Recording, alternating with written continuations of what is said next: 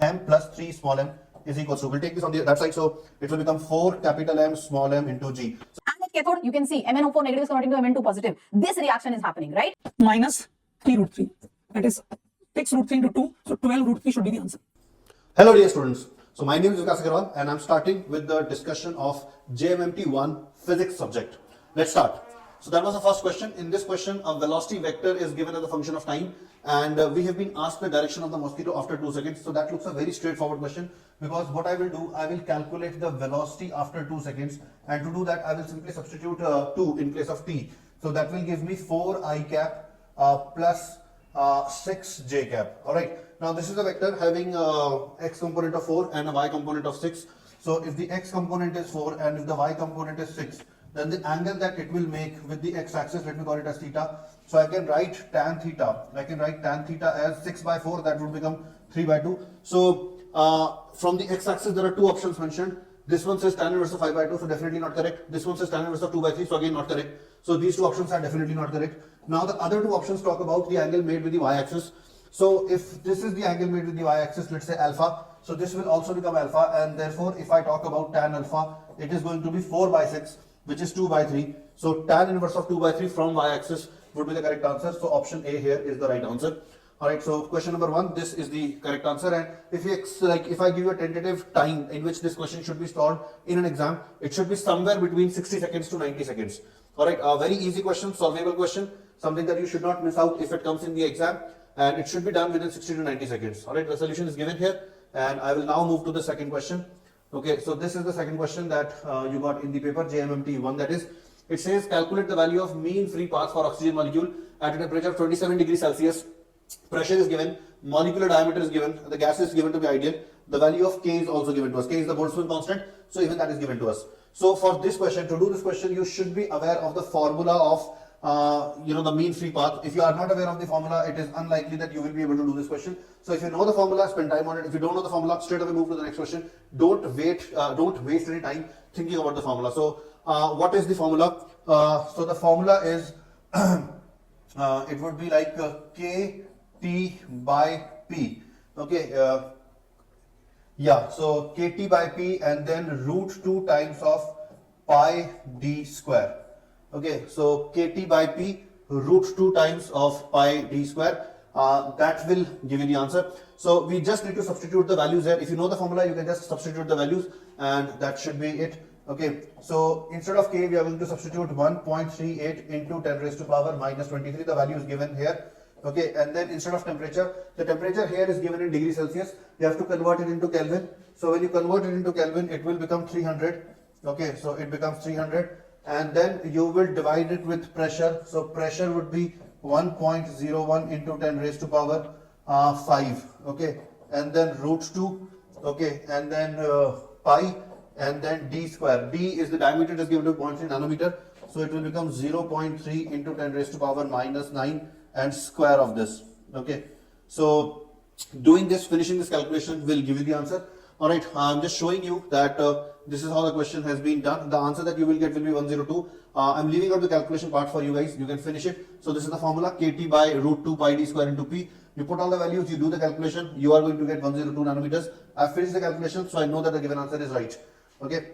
Now we'll go to the third question, the next question, which is this. It says an iron rod of cross-section area of 4 centimeter square is placed with its length along a magnetic field of intensity this much. Now notice here that the dimensions are ampere per meter. Alright, the dimensions here are ampere per meter. So that is the value of H that has been given to us. Flux through the rod is this much, the permeability of the rod is. So we write flux as magnetic field into the area, and magnetic field can be written as permeability into H into A. Okay, so if we are trying to calculate the permeability, we have to do phi divided by H into A. Now what is the value of phi? The value of phi is 40 into 10 raised to power minus 4. So that is the value of phi divided by H. H is given to me 1200. Alright, again everything is in SI units, so this is 1200. Area is 4 centimeter square. Alright, here it says that it is placed with length along the magnetic. So the rod is placed like this. If this is the rod, this is how the magnetic field is. So therefore we are multiplying with the cross-sectional area. So that would be 4 into 10 raised to power minus 4. So it is actually 4 centimeter square. I am converting centimeter square into meter square. Alright. So I've converted everything into the SI units, and now you are just required to finish this calculation and you will get the answer. Again, this calculation is pretty simple. You can see that this will get cancelled. This will give us a 10. Yeah. So 1 upon, it will become 1 upon 120, which can be written as 10 raised to power 3 into 1000 by 12. 1000 by 120 would be somewhere like 8 point something. So 10 raised to power minus 3 actually. Alright, so 10 raised to power, so 8 point something. So 8.3 is common in all the 4 options. And what we have to check is the powers. We are getting a power of 10 raised to power minus, we are getting power of minus 3. So the correct answer here should be option A, as we can see here. So the right answer to this question was option A. Alright. On that note, we'll go to the next question now. Question number 4 in physics, which is this question. What is the nature of flow of water from a circular tap when its flow rate is increased from 0.18 liter per minute to 0.48 liter per minute? The radius at the top and viscosity. So guys, all the data has been given to you and we have been asked to judge the nature of flow. Alright, so this question is based on Reynolds number. And again, if you don't know the formula for Reynolds number, it is highly unlikely that you will be able to solve this question. If you know the formula, then this is not a very difficult question. Let me show you how to do this question. So the formula for Reynolds number is rho v d by eta. Here, what are the symbol means? Rho means the density, v means the flow speed. Okay, d means the diameter, and eta means the coefficient of viscosity. So what all has been given to us? Density has been given to us. Flow speed, notice that the flow speed has been given to us in the form of flow rate. Okay, we'll have to convert it into meter per second. We'll do that. Okay, and then diameter. Diameter is given to us. I think we have been given the radius of the top, so we can calculate the diameter. Diameter would be 1 centimeter. And coefficient of viscosity is also given to us. So all the information has been given to us.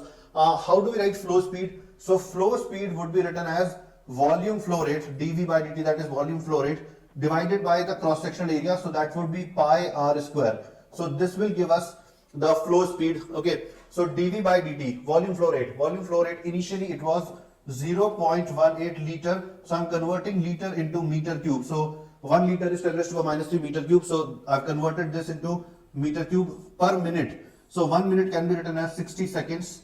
Okay, so that's the volume flow rate. Now you divide it with the cross sectional area, which is pi into r square. R is given to be 0.5 centimeter. So that will become 5 into 10 raised to power minus 3. Okay, 5 into 10 raised to power minus 3. Or you can write 0.5 into 10 raised to minus 2 meter and then square of this. Okay, so this calculation will give you the volume flow rate, the speed, the flow speed. Okay, so let me try to do this calculation for you. I'm changing the color so that it becomes easy where I'm doing the calculation.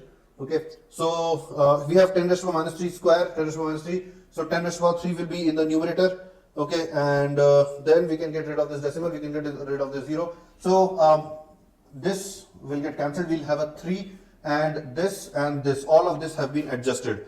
Okay, again 10 raised to the minus 3, 10 raised to the minus 3 square. So 1 get cancelled, 1000. 2 decimal places are gone, 1 0 is gone. This 6 cancels with 18 to give us 3. So all of this we have managed. Now 3 divided by pi, 25 pi. Okay, 3 divided by 25 pi. So this is in meter per second. So this is the flow speed. Okay, this is the flow speed. Now that you have the flow speed with you, density into flow speed into diameter by eta, and that will give you the Reynolds number. Okay, so let me do this. We got the flow speed of 3 divided by 25 pi. So density is 1000. Okay, then flow speed is 3 by pi into 25. Okay, then diameter is 1 into 10 raised to power minus 2. Remember that the radius was 0.5, so the diameter will become 1 centimeter, divided by eta. Okay, divided by eta. Now how much was eta? Eta was 10 raised to power minus 3. Okay, so we will have 10 raised to power minus 3 here. Okay, so when I finish this calculation again, so 10 raised to power minus 2, it can cancel. We will have 1 10 raised to power minus 1. It will go in the numerator. So 10 raised to power. So this 25 can be cancelled with this. So 40, and there was 1 0 from below, so 400. So what we get here is 1200 divided by pi. Okay, which will be close to like 1200 is 3.14. So something less than 400. But definitely more than 300. If you do this calculation, I think we'll end up with something near 380 or 390, something around that. You can finish the exact calculation. So definitely the flow is steady for now. The flow is steady because the Reynolds number is less than 1000. Now, what have we done? We have simply changed the flow rate and we did not make any other changes. So when we are increasing the flow rate, we are basically increasing the flow speed. So instead of this 0.18, you need to put 0.48.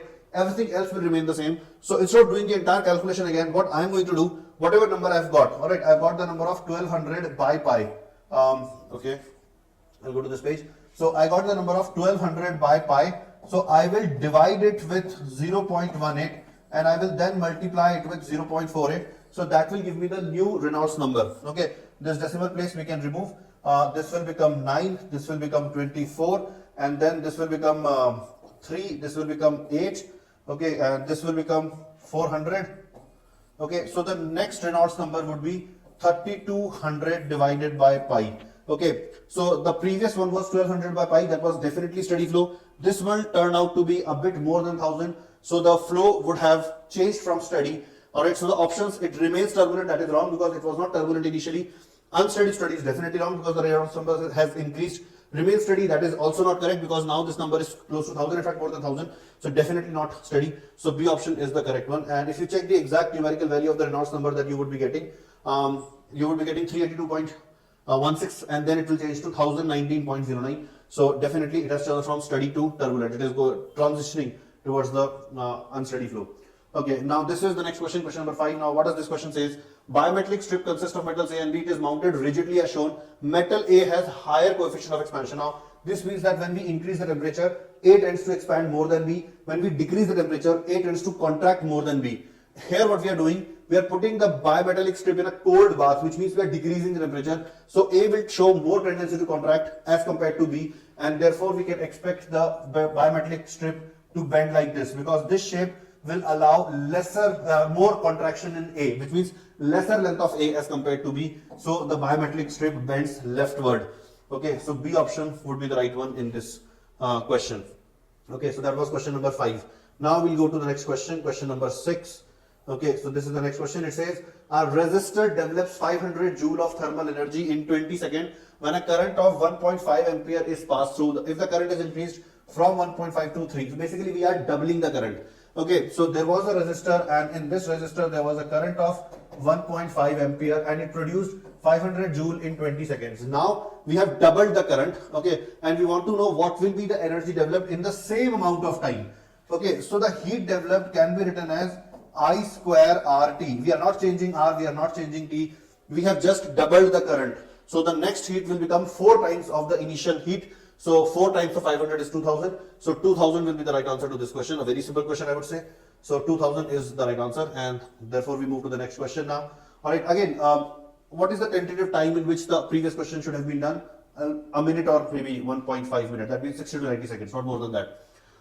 Charge Q is moving dl distance in a magnetic field. Find the value of work done by B. Now, magnetic field does not do any work on a moving charge because the magnetic force is perpendicular to the velocity. So the answer would be 0 here. Again, this is part of theory. This is something that you should be aware of as part of theory. And this question you should be able to solve this question in an exam in less than 60 seconds. Okay, so now we'll go to the next part of the question. Okay, so question number 8. Okay, and there is a slight correction here, which will probably be done by the time you guys write this paper. Full stop is needed here. Okay, so two men P and Q of masses capital M and small m hold a light rope passing over a smooth fixed pulley. P and Q climb up the rope so that the acceleration of Q upward is triple that of P downward. So it's a question that we need to solve. So let's say here there is a man. I'm drawing it as a block, capital M, and here we have another man, small m. Okay. Now there's one point to understand, that unlike this actual system, like this is the system that I've drawn only as a representation, but in this system it is mandatory that they must have the same magnitude of acceleration. Here they're talking about different acceleration because in reality we don't have blocks, we have person who can climb the string. Alright, so instead of the blocks, you imagine person, they can climb the string, and therefore their accelerations can be different related to the ground. Right now question says that this is coming down with some acceleration A, then this is going up with the acceleration 3A. So if I think about the FBD, okay, because the heavier person or the block, this one is going down, so mg force should be greater than tension, and we would be writing capital Mg minus T is equals to capital M into A. That would be our first equation. Okay. Now, if we think about the FBD of the second block, tension would be upward, small mg would be downward, and since it is accelerating upward, the upward force needs to be larger than the downward force. So we will write T minus small mg is equals to M into 3A. Alright, and from these two equations, we have two unknowns. We don't know the tension, we don't know the acceleration. The question is asking us to calculate the tension. So I'm planning to eliminate the acceleration. And how do I do that? To eliminate acceleration, what I will do, I will multiply this with 3 times of small m, and I will multiply this entire equation with capital M, okay, because that will give me the same right hand side in both the equation. Here we will have 3 capital M small m into A, here also we will have 3 capital M small m into A. So I'm planning to equate their left hand side. So from the above equation, the left hand side would be 3 capital M small m into G minus 3 small m into T. Alright, so this is the left hand side of the first equation. Now the left hand side of the second equation, after multiplying with capital M, will become capital M into T minus capital M into G. From here we can easily obtain the value of tension, and if I do the next step, tension multiplied by, so we'll bring this on the other side, so M plus 3 small m is equals to, we'll take this on that side, so it will become 4 capital M small m into G. So we can clearly see that we are looking for 4 capital M small m G divided by capital M plus 3m. So option A looks to be the right answer. Alright, so option A is the right answer to this question. So how much time should you spend, or should you require to do this question? Probably about 2.5 minutes maybe. So in that period, this question should have been addressed in an exam. Okay, now we come to this question again, a theory based question. It says that there is water in this container, and we have now immersed this water in a large vessel, okay, in which boiling water is there. So what is the point to understand here? This boiling water cannot have a temperature of more than 100 degrees Celsius, because if you try to provide it any more heat to raise its temperature, instead of the temperature getting risen, the temperature will not rise, it will start evaporating, it will start boiling. So phase conversion will begin. So this water cannot have a temperature more than 100. Now if there is any water inside this container, if there is any water in this container and it has to receive heat from the outside water, it can do so long as the temperature is less than 100 degrees Celsius. So if its temperature is less than 100 degrees Celsius, heat can still flow, okay, heat can still flow inside, okay, but understand this, the moment its temperature becomes 100 degrees Celsius, or tends to 100 degrees Celsius, the heat flow from this water becomes negligible. Even if we say that, okay, let's assume that this water has attained a temperature of 100 degrees Celsius, to boil, for phase conversion, it will require latent heat of vaporization, which it will not get from the outside water, because the temperature has become equal now. So there would be no heat flow. The temperature has become equal, and there is thermal equilibrium, so there would not be any heat flow. So water will not boil. Okay, so that's it. Option is A, because this temperature cannot have this water cannot have a temperature more than 100, and this will attain a temperature of 100 eventually. Further heat flow will not be there, and therefore boiling will not take place in this water, in the water which is in the smaller vessel. Okay, so the correct answer to again, how much time? Well, if you have the conceptual clarity to do this question, it will take less than a minute. Okay, and a minute would be a luxury for that particular question. Now let's come to this question. 10 moles of a diatomic perfect gas are allowed to expand at constant pressure. Okay, so we have 10 moles of a diatomic gas. So for a diatomic gas, the degree of freedom would be 5, which means the value of CV would be 5 R by 2, which also means that the value of CP would be 7 R by 2. Okay, now what we are doing a constant pressure process, and by doing that we are supplying this much amount of heat. Okay, so the heat supplied in a constant pressure process, 7 R T naught, the heat can be written as N is 10 into CP is 7 R by 2 into delta T. So from here we will be able to calculate the value of delta T, that is the temperature change. Okay, so let's do that. 7 R gets cancelled, okay, and this becomes 5, so delta T becomes T naught by 5. Okay, now if delta T is T naught by 5 and initial temperature was T naught, can I say that the final temperature would be T naught plus T naught by 5? So 6 T naught by 5, in other words, it would be 1.2 times of T naught. And in a constant pressure process, volume is proportional to temperature. So by whatever factor the temperature has changed, the volume also changes by the same factor. So if the temperature has become 1.2 times of its initial value, even the volume will become 1.2 times of its initial value. So the question is asking us for the final volume and temperature. So 1.2 V naught, 1.2 T naught would be the right answer. So again, now how much time to do this question? Maybe 150 seconds, maybe 120 seconds. All right, 150 seconds is again a luxury for this question. Okay, next we come to this question. It says electric potential at a point P, R distance away due to a point charge Q. Okay, so there is a point charge Q at a distance R from it. There is a point A, and we've been told that the potential at A right now is V. Okay, and we know from the formula that it should be KQ by R. Okay, now the question says that if thrice of this charge is distributed uniformly on the surface of a hollow sphere of radius 8R. So what we are doing in the next situation, we are using a point as the center of a sphere, the radius of which is 8R. The radius of which is 8R, and it contains 3q charge. It contains 3q charge distributed uniformly over it. Okay. So in this case, the interior region of this sphere will become an equipotential region. All right, and the potential there. All right, and at A and other points, that will be written as k into total charge on the sphere divided by the radius of the sphere. So it becomes 3 by 8 of kq by r. That means 3 by 8 of v. So this would be the right answer. All right. So again, how much time you should devote? So guys, this question takes a bit of time to understand, like whatever is going on. When I do this question, it might look like a 50 seconds to 60 seconds question, but you will, any student reading this question will probably spend a couple of minutes reading this question, understanding what is given in the question. So this question should possibly, it will possibly consume about 2.5 minutes or 3 minutes of your time if you try to do this question in the exam. Okay, now we come to the next question, question number 61. It says, that's the same question actually. We are just looking at the answer now. Okay, now this question says an LCR circuit contains a resistance of 110 ohms and supply of 220 volt at 300 radian per second angular frequency. If only capacitance is removed, current lags behind the voltage. Now, if there is no capacitor, then only inductor and resistor will be in the circuit. And if the voltage, if the current lags voltage by 45 degree, then it would mean that the reactance of inductor is same as the resistance, which would be 110. Okay. So this 45 degree is telling us this information. Okay, similarly the question says that if on the other hand, only inductor is removed, so now the circuit will have capacitance, capacitive reactance and the resistance. The angle is again 45 degree. The angle is still 45 degree. So this information tells us that XC will be equal to R, which is again equal to 110. Now, if everything is together, if the resistor is there, if the inductor is there, if the capacitance is there, its reactance is 110 ohm. The reactance of capacitor is also 110 ohm. So can we say that the circuit right now is in a state of resonance? And if it is in a state of resonance, then these two cancel out each other's effect, and the impedance of the circuit becomes equal to the resistance, which is 110. The voltage is given as 220 volt. This is the RMS value of the voltage, and therefore the RMS current in the circuit would be 220 by 10, 110. So 2 ampere would be the correct answer here. All right. So 2 ampere is the right answer to this question, and here we go. All right. So that is question number 62. That means 12th question in physics. Now we look at 13th question in physics. Now this question says, in the network shown below, charge accumulated on the capacitor in the steady state. Now guys, first of all, understand that we are talking about the steady state. In steady state, in whichever branch a capacitor is present, no current flows through that branch.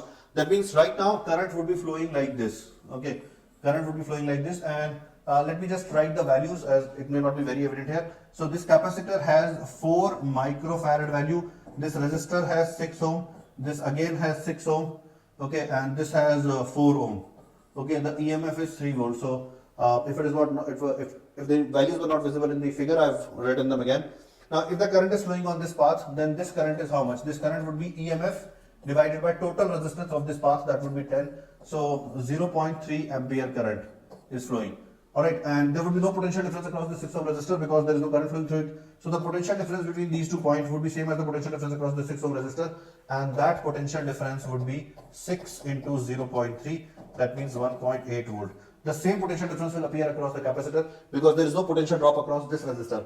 Alright, so the charge on the capacitor can be written as the capacitance, which is 4 microfarad multiplied by the potential difference, which is 1.8. So this becomes 7.2 microcoulomb.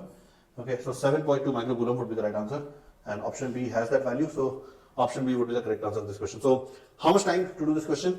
Again guys, maybe 2 minutes, around 2 minutes, somewhere around that maybe.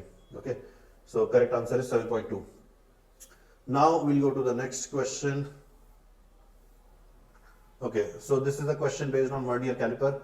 Okay, so this question says that in an experiment with vernier caliper of least count, so least count is given to us. Okay, when 2 jaws are together, 0 of the vernier scale lies right to the 0 of the main scale. So that means there is a positive 0 error in the vernier caliper. Okay, and 6th division of the vernier scale coincides with the main scale. So the 0 error, okay, the 0 error will be recorded as 6th division into the least count, which is 0.1 mm, and it will have a positive sign. So it is plus 0.6 mm.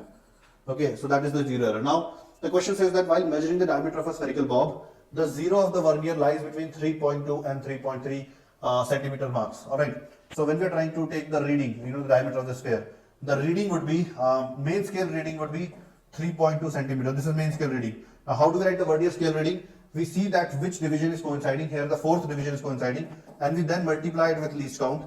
Okay, so we will get 3.2 centimeter. Let's convert it into millimeter. So 32 millimeter, okay, plus 0.4 millimeter, but this is the value without adjusting the zero error. Okay, now how do you adjust the zero error? Whatever reading you've got, you have to subtract the zero error from that value, keeping in mind the sign of the zero error. Here the zero error is positive. So 32.4 minus 0.6 will give you 31.8. 31.8 mm will become 3.18 centimeter. So option B here would be the right answer. Okay, so B option is the right answer to this question. Alright students, how much time? Maybe 3 minutes. I have seen students, generally they struggle with what we say, the vernier caliper, and therefore maybe 3 minutes. Okay, now this question, a cyclist is moving on an unbanked road with a speed of 7 km per hour, okay, and takes a sharp circular turn along a path of radius 2 meter without reducing the speed. The static friction coefficient is this much. So for statement 1, unbanked road is given, unbanked road is there. So what is the speed at which, what is the maximum speed that we can, ride at on an unbanked road? That is given as mu gr. So if I substitute the values here, it is 0.2, g is given to be 0.8, and radius is given to us as 2 meter. Alright, so you can finish this calculation. Alright, you can finish this calculation. If I try to do that like I can remove this decimal, I can remove this decimal, that will give me a 10 outside the root, and then it will become what? 2 into 49. So 2 will come out, 7 will come out, root 2 will remain here. So it is actually 1.4 times of root 2. Alright, and this is what we are getting here is in meter per second. So 1.4 root 2 meter per second. Now, this is the maximum speed at which the rider, the cyclist can ride on the unbanked road, but he is riding at 7 km per hour. Now we have to check whether 7 km per hour is less than this value or it is more than this value. Okay, so for that, let's do some calculation. So 7 km per hour, okay. So 7 km per hour will be converted to meter per second if we multiply it with 5 by 18, okay. So this becomes 35 by 18, okay. This becomes 35 by 18, or we can write it maybe 36 minus 1 by 18 or 2 minus 1 by 18, okay. So that would become 2 minus, this number is what? This number is slightly more than 0.05, alright, so 0.05 something, so slightly more than, so this number is approximately, like if you ask me, it is somewhere around this maybe, it is somewhere around this, okay. You can do the exact calculation also if you want, okay. So that is one thing. Now if I check this number, it is 1.4 into root 2, root 2 is 1.41, so 1.4 square, maybe more than that, so that is around 1.96 more than that, so this number is certainly bigger. So Vmax is higher than the speed at which he is currently riding, so yes, slipping will not take place, alright. So it says the cyclist, it will not slip, so this statement is correct, okay. Similarly, we have to check the second statement.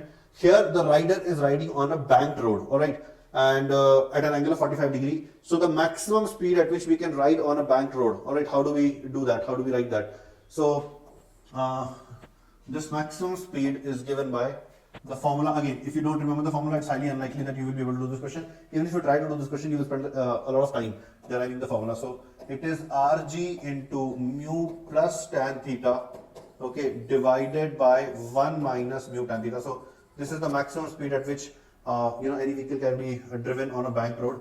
Here R is 2, G is 9.8, mu is 0.2, tan 45 degree is 1, okay, divided by 1 minus 0.2 into 1, so that is 0.8. So this is the speed at which this is the maximum speed at which the cycle can be driven on the bank road. You calculate its value, and the cyclist is riding at 18.5 km per hour. So if you multiply it with 5 by 18, okay, if you multiply it with 5 by 18, that's a little bit more than 5 meter per second, okay. So again, you have to, do this calculation. You have to check whether this number is greater than, 5 or whatever number we are getting. It will turn out that this number is greater. You finish the calculation, you will find out. So in both the cases, it will not slip. So again, I'll show you the calculation here. It has been done here. So both statements are correct. So when you finish this calculation, you get 5.42. And 18.5 km per hour turns out to be 5.14 meter per second, so the speed is less, and therefore both the statements are correct. Okay. Now, how much time will this question require in an exam? Probably 4 to 5 minutes. All right. So at the outset only, if you would have realized that this question is calculation heavy, you could have actually left this question to be done later. That would have been the right call for this particular question. Now coming to the next question, coming to question number 16, a nucleus of nuclear density rho disintegrates into two daughter nuclei with masses So this is the mass ratio. Now understand guys, all the nuclei, they have the same density, alright? So whatever is the mass ratio we are getting, that would be because of the volume ratio, and the volume ratio would be, it would be equal to the ratio of R cubes. So this ratio is actually 8/27, which means that the radius ratio is 2/3. And the question is asking that only, the radii of the daughter fragments, the corresponding ratio. So it would be 2:3, alright? So this option would be correct here. Okay, what was the concept to remember here? That density remains same. So whatever we are getting for mass ratio, that is the same ratio is applicable for volume ratio. Volume ratio is equal to the cube of the radius ratio. So this is what we have used here. Okay, so 2/3 would be the right answer here. Next we go to question number 17. It says a planet has double the mass of Earth. Its average density is equal to that of Earth. Again, guys, the same concept that was used in the previous question will be used here. So if this is Earth, it has mass m, it has radius r. Okay, there is another planet with double the mass, maybe a different radius, but same density. So if the density is same, whatever is the ratio of the mass, that would be because of the ratio of the volume. So we can write that r cube divided by r dash cube is equals to 1:2, or r dash is equals to 2 raised to power 1/3 into r. So we have obtained this. Now object weighing W will weigh how much? Okay, so basically if it is g dash here, it is g here, what is the ratio of this? So g dash will be written as g into 2m upon r dash square. So that will become 2 raised to power 2/3 into r square. So this becomes 2 raised to power 1/3 into small g. Gm by r square will become small g. So whatever it was weighing on Earth, on that planet, it would weigh 2 raised to power 1/3 times. So option D should be the right answer here. Alright, so how much time? Again, 1.5, 90 seconds to 120 seconds for this question. Okay, it's straightforward only. Then we come to question number 68, which looks like a theoretical question. So guys, if you see that, theory questions would be interspersed in the numerical ones, and theory questions would be an opportunity for you to save your time. Okay, for example, this question says the decay of a proton to neutron. So we know that, that's taught in nuclear physics chapter as part of theory, that an independent proton cannot get converted into a neutron because the mass of neutron is more than the mass of proton. So a conversion of proton to neutron cannot happen spontaneously. An isolated proton cannot show this reaction. But in a nucleus, a proton gets converted into neutron because that brings down the overall energy of the nucleus. Like you can say that it extracts energy from the nucleus for this conversion, and the overall energy of the nucleus it decreases, and therefore the stability increases. So therefore this reaction is possible inside a nucleus, but it is not possible for an isolated. So B option is the right one. It is possible only inside the nucleus. Okay. Next we go to question number 69. Okay, I think there are several people. Okay, we went back a bit.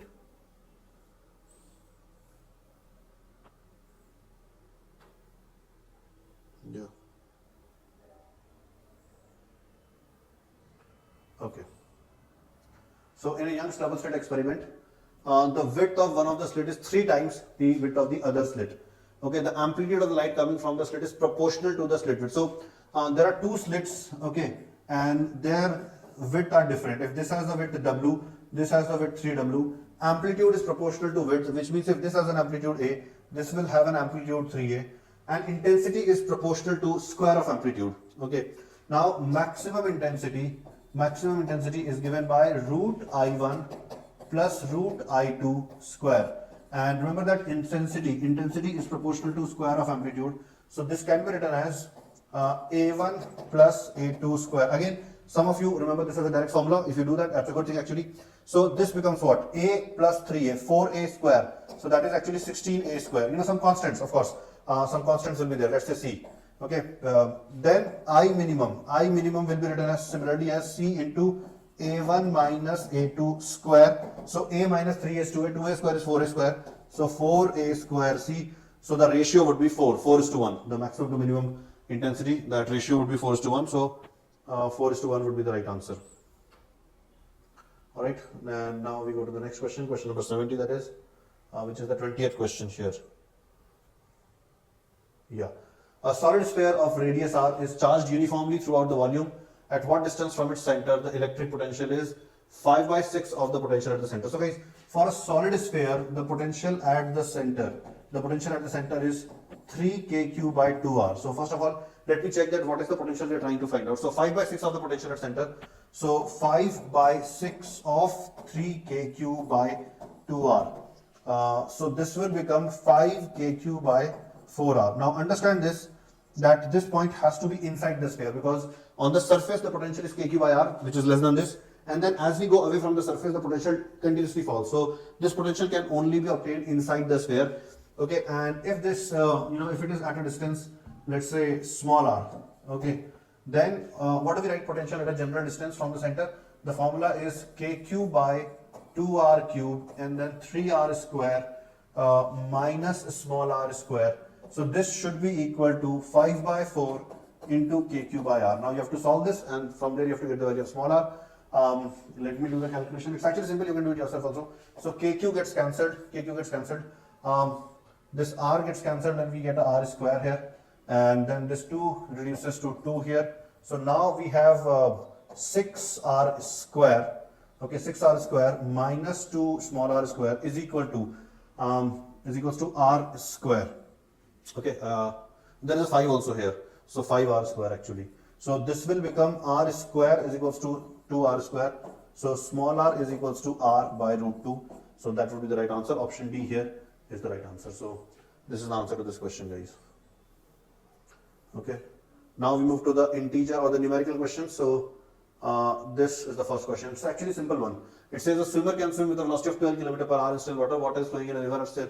So guys, there is a river here and water is flowing in at a speed of 6 km per hour. The swimmer wants to reach the point directly opposite, and for that what the swimmer will do, he will keep this component of velocity as 6 and the remainder, what is remainder? So he can swim at 12, alright. So 12 square minus 6 square root of this. So this becomes how much? This becomes root 3 into 6. Okay. So, okay.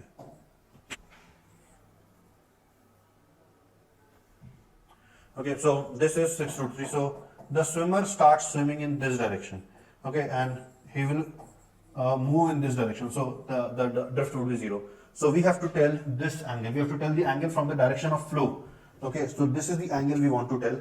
But if you look at this, we can easily figure out that this angle would be 60 degree, which means that the answer that we are looking for would be 120 degree.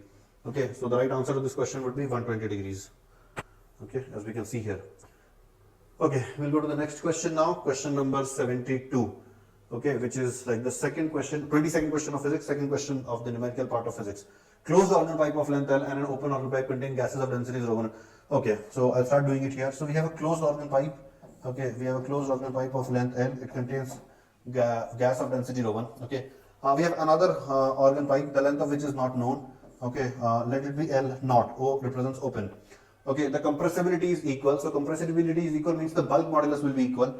Okay, both the pipes are vibrating in their first overtone. Now, the first overtone for a closed organ pipe is the third harmonic. Okay, so we will write 3V1 by 4L. Okay, so first overtone for a closed one is third harmonic. So I've written that. It is same as the first overtone of this one. So first overtone here is the second harmonic. So 2V2 by 2L naught. Using this, we have to find out the value of L naught. So this 2 gets cancelled. So L naught becomes equals to V2 by V1 into 4L by 3. And V2 by V1 will become what? Velocity. Velocity is root of bulk modulus by density. So V2 by V1 will become rho1 by rho2. So rho1 by rho2 into 4L by 3. And if we compare it what is given here, we get that instead of x, we are getting a 4. Alright, instead of x, we are getting a 4. So the correct answer would be 4. Okay, as we can see here, so 4 is the right answer. Now we'll go to the next question, which is question number 73. It says that a solid disk, a solid disk of mass m rolls down. So guys, if there is a round object which is rolling down an inclined plane without slipping, how do we write the acceleration for this? Again, there is a general formula which you should be aware of. Okay, the acceleration, the downward acceleration of such a device is written as g sine theta divided by 1 plus I by mr square. So for a disk, this I is mr square by 2. So it will become g sine theta upon 1 plus 1 by 2, that is 3 by 2. So it will become 2g sine theta by 3. Alright. So when we compare it with this expression, b is 3. Alright. The value of b will be equal to 3. So 3 will be the right answer to this question. Okay, now we come to question number 74. This is actually a very time consuming question. Like, it's a good question, it's a time consuming question. So it says that a deviation of 2 degrees produced in the yellow ray when a prism of crown and flint glass are achromatically combined. So what does this mean? This basically means that the combination will not give us any kind of angular dispersion. So total angular dispersion is 0. And how do we achieve that? We place one prism like this and the next prism in an opposite environment like this, so that whatever effect the first prism is producing, the second prism produces an opposite effect. And here what we have chosen is that they cancel out each other's angular dispersion. Okay, so let the numbers be like this, like let this be A1, let this be A2. One subscript I'm using for the crown glass. Okay, the crown glass I'm using 1. Okay, for flint glass I will use the subscript 2. Okay, so the combination produces a deviation of 2 degree. Okay, we don't know that whether the ray deviates downward or upward, like which one will dominate, we don't know that yet. We'll try to figure it out. Okay, dispersive power of crown and flint are given. So dispersive power is denoted by omega. So omega 1 is given to us as 0.02 and omega 2 is given to us as 0.03. Okay, so omega 1 is given like this, omega 2 is given like this. Okay. Okay, omega 1 is given, omega 2 is given. Okay. Refractive index for yellow light for these. So refractive indexes are given for yellow light. This is 1.5, this is 1.6. Okay. Now, what is dispersive power? Dispersive power is mu violet minus mu red upon mu yellow minus 1. So this is dispersive power. Okay. The question says that they are combined achromatically, so their overall angular dispersion should be 0. So A1 into mu V1 minus mu R1 should be equal to A2 into mu V1, mu V2 minus mu R2.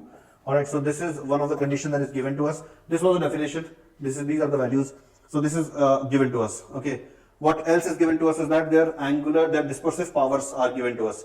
So using dispersive power and multiplying with mu yellow minus 1, we can get the difference of refractive index for violet and yellow color. So what we can get here is that A1 into this mu V1 minus mu R is omega 1 into this. So 0.02 multiplied by 0.5 is equals to A2 here, and then this number will be equal to what?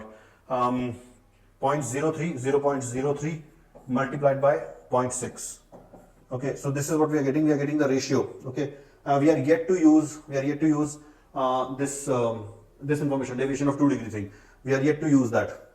Okay, so from here what do we get? We get we can remove the decimal points. So 10A1 is equals to 18A2. Okay, so let me write it here.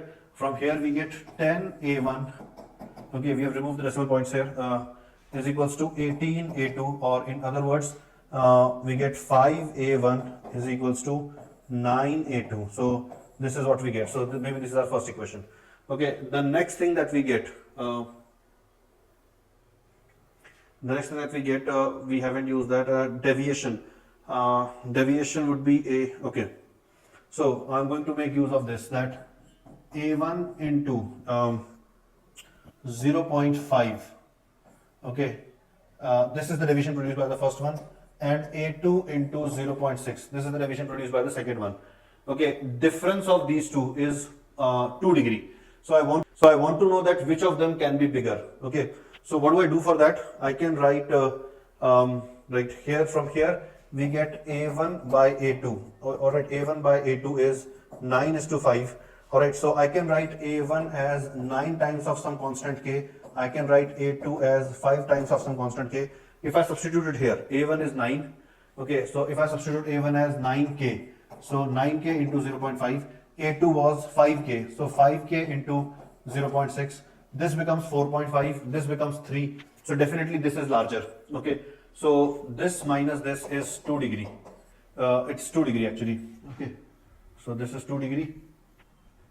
So from here we get 4.5 and 3. So we get 1.5k is 2 degree. So k is 2 by 1.5. So that is 4 by 3. So if we get the value of k as 4 by 3, you can just put it here.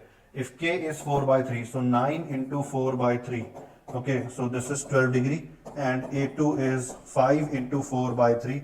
So that is 20 by 3 degrees. Now the question is asking for A1. It is asking the prism angle for crown glass. So 12 is going to be the answer.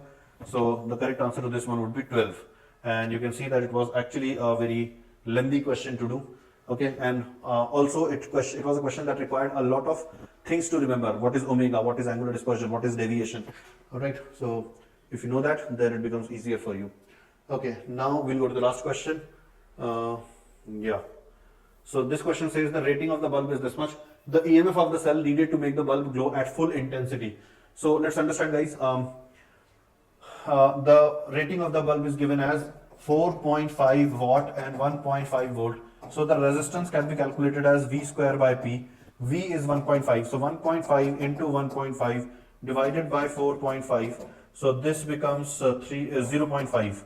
Okay, so the resistance of this bulb is 0.5. It is connected parallelly with 1. So the resultant of these two would be, okay, the resultant of these two would be 1 into 0.5 divided by 1 plus 0.5. They are connected parallelly. So this will become what? 1 upon 3. So this is 1 upon 3. This is 2.67. So 0.33 plus 2.67 is 3 ohms. So the current flowing here would be E divided by 3 ampere. Okay, so the current flowing here would be E by 3. Now we've got the current flowing through the battery. We want to know the potential difference. We want to know the potential difference between these 2 points. All right. So the equivalent value of resistance here was 1 by 3. Okay. So current that we have obtained multiplied by the equivalent resistance here 1.3 will give us the potential difference across this, and we want that potential to be equal to 1.5. So from here we get the value of E as 9 into 3 by 2. In other words, 27 by 2. So the value of K would be 2, as we can see here. Alright, so that brings us to the closure of the physics subject of JMMT-01. I hope you enjoyed giving the test. I hope you enjoyed the solutions. And for JEE advanced preparation, do join the Eklavya course, guys. If you have not heard about Eklavya course, then definitely spend about 15 minutes on Google inquiring about that course. You will come to know that it is the best thing if you want to prepare for JEE advanced examination. And the batch is starting very soon. It's going on. New admissions will take place. So certainly join this batch, guys. Right? The link is there in the description of this session also. You can join from there also. Take care, students. Bye-bye. Hello everyone, so now let us start the discussion of your chemistry portion of this test 1. So let's see how many of you got how many questions right in this test. And as far as the test is concerned, the chemistry portion, that is easy to moderate, and basically many fundamental concepts are being checked in the question. So if you are not scoring good in this chemistry portion, that is really alarming, guys. You should brush up your fundamentals, the basic concepts really nicely for a JEE exam, right? So let us start with the very first question. The major product we formed in the following sequence of reaction is. So there is a molecule given to us where you can see a benzene ring, a double bond and a carboxylic acid, right? Now when you react this carboxylic acid group with SOCl2, so COOH will become COCl, that is acid chloride, and that is being followed by RNH2.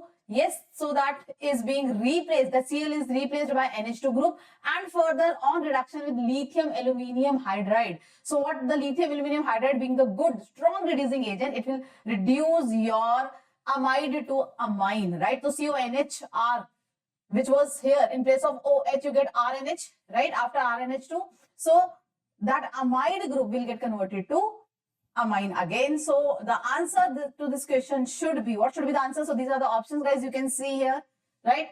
A, B, and then you can see the other options,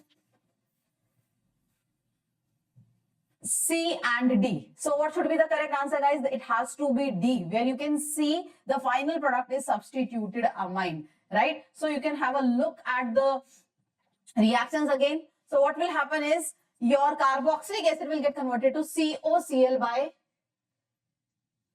SOCl2, right? Which will react with RNH2 to form NHCl. The Cl will be replaced by NHR. And on reduction with lithium aluminium hydride will reduce your amide, substitute amide to amine. So the final answer will be D, donkey. If you mark D, very well done, guys. Let's move on to the next question. The naturally occurring amino acid that contains only one basic functional group in its chemical structure is very important question, because the structure of amino acids they are really given in your NCERT and you're supposed to know the structure. So we have option lysine, arginine, histidine and asparagine. So in which of the following there is only one basic group? So of course the answer to this question is D, donkey. For this question to answer, you should know the structure of all these amino acids. If you don't know the structure, make sure there's a table given in your NCERT, right, in biomolecules, where you are supposed to learn the structure to know the structure of all these molecules. So we have asparagine. So this is the structure. You can see one NH2 amine group, which is basic in nature. So this has one amine group in only one amine basic group, functional group in this structure. Rest all of them, all the other options, they have more than one basic functional group. So we are asked to select that which has just one basic functional group. So the answer is D, donkey. Yes, guys. Okay, let's move on to the next question, guys. The reaction used for the preparation of soap from fat is, this is basically class 10th question, I will say. The reaction used to, right, prepare soap. Saponification. Which reaction is the saponification? So the answer is alkaline hydrolysis, the reaction, right? This is pretty basic, guys. Saponification is alkaline hydrolysis, right, of higher fatty acids, of course. So this is the answer. Very easy, because this we have already studied in class 10th even, right? Okay, let's move on to the next question. If Ni2 positive is replaced by Pt2 positive in the complex this, which of the following properties are expected to get changed? So there is this nickel complex NiCl2Br2 2 negative, right? This is tetrahedral in shape. The shape of this complex is tetrahedral. But if I replace this CMA, nickel 2 positive with platinum, the complex becomes scale planar. I hope you all are aware. Platinum complexes in coordination number 4, they are scale planar complexes. So a nickel complex which has tetrahedral shape, that gets converted to a platinum complex which is scale planar, right? So what all properties will change? Geometry, of course, as I said, one is tetrahedral, another is scale planar. Geometrical isomerism, indeed, which shows geometrical isomerism. The scale planar complex can show cis-trans isomerism, whereas nickel, the tetrahedral complex, cannot show, guys, right? And what is the next? Optical isomerism. No, both cannot show optical isomerism because of the presence of symmetry elements. Next is the magnetic property. Yes, indeed, magnetic properties also change. Why they will change, guys? Of course, because of the change in the number of unpaired electrons. So what answer we will mark here? What is the answer? What answer we will mark here, guys? The answer is A, B and D, except geometrical isomerism, optical isomerism, all the properties you can see will change, right? Yes, done. Okay. Now let us move on to the next question. Let's have a look at the next question, guys. The next question. Okay. So for elements boron, carbon, nitrogen, lithium, beryllium, oxygen and fluorine, the correct order of first ionization energy. This is very important question. Exceptional case. In periodic properties of element, we do this question thoroughly. So you know the elements with stable configuration, fully filled or half filled, they have high ionization energies, right? So in this case, I can see they are the elements belonging to the same period, right? They are the elements belonging to the same period of the periodic table. Let me write the elements. So we have beryllium, boron, carbon, nitrogen, oxygen, fluorine. As we know, as we move along the period, the ionization energy increases in general. But beryllium, because it has a stable configuration, right? Beryllium is 2s2, stable configuration, and nitrogen, half filled. Because of this stable configuration, half filled nitrogen, because of this stable configuration, guys, their ionization energy is more than the other element. That means beryllium has more ionization energy than boron, whereas nitrogen has more ionization energy than fluorine, then oxygen, not fluorine, then oxygen. So what should be the answer, guys?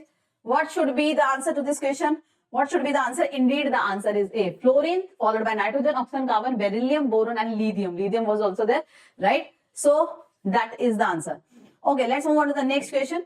The next question is, which halogen is known to cause the reaction given below? There is a reaction given below where Cu2 positive reacting with X negative, the halogen, is getting converted to Cu2X2. That means +2 charge of copper here is getting converted to the +1 charge, and this halogen is getting oxidized, right? From X negative, the halogen is converting to X2. That means this halogen from -1 oxidation state is becoming 0. That means it is getting oxidized. That means it is behaving. It is doing the reduction of the reduction of copper ion. It is behaving as a reducing agent. Now I'm sure it becomes pretty easy that you all know I negative is a good reducing agent, reduces other, oxidizes itself. So the answer to this question is I negative, right? It is a good reducing agent. So the answer to this question is, of course, guys, C, iodine. If you marked it as a C, well done, you got marks to this question. Now the next question. What is the minimum mass of calcium carbonate below which decomposes completely to establish an equilibrium in 1.5 liter container for the reaction? Right? So there is a decomposition reaction happening here. You all know the basic reaction involved here.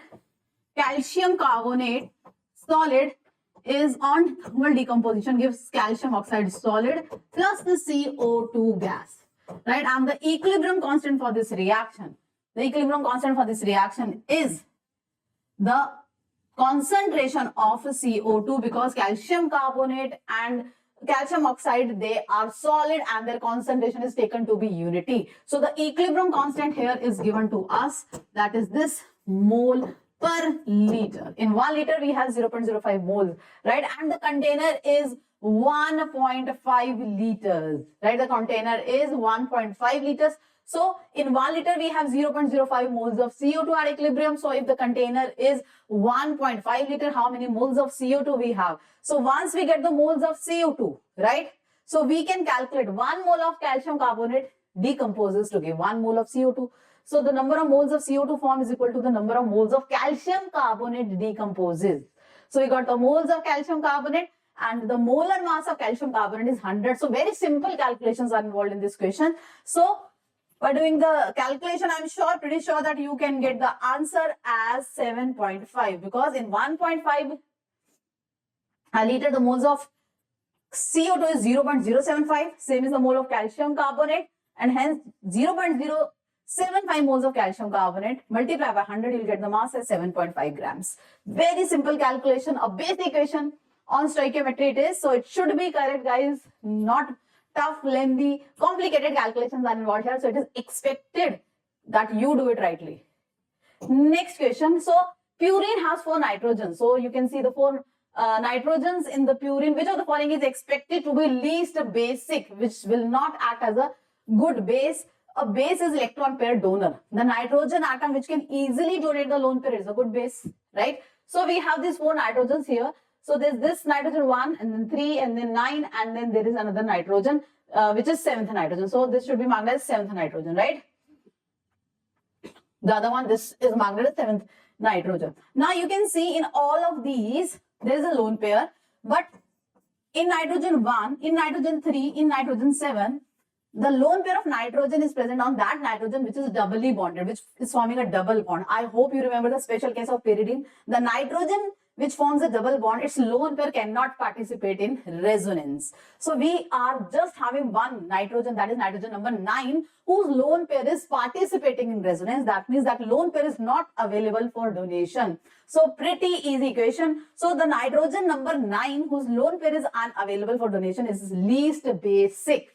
Right? So I'm sure this also you got it right. The answer is D, donkey, nitrogen 9. Right, guys? So next, let's move on to the next question.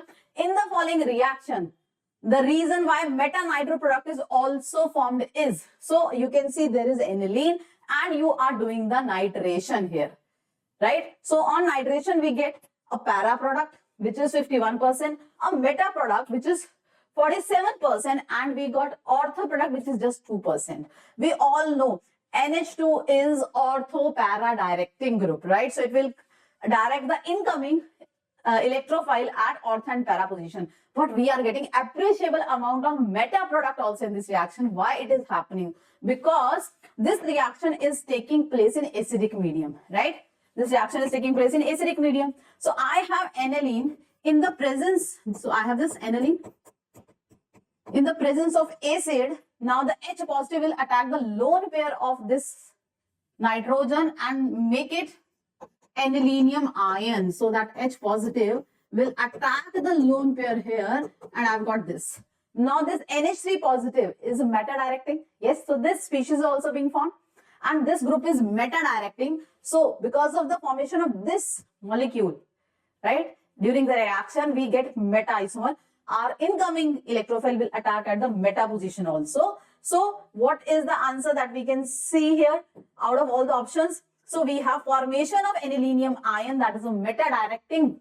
NH3 positive is meta directing. So we get meta nitro aniline also as one of the appreciable product. So indeed the answer you will mark is C, right? Okay guys, let's move ahead.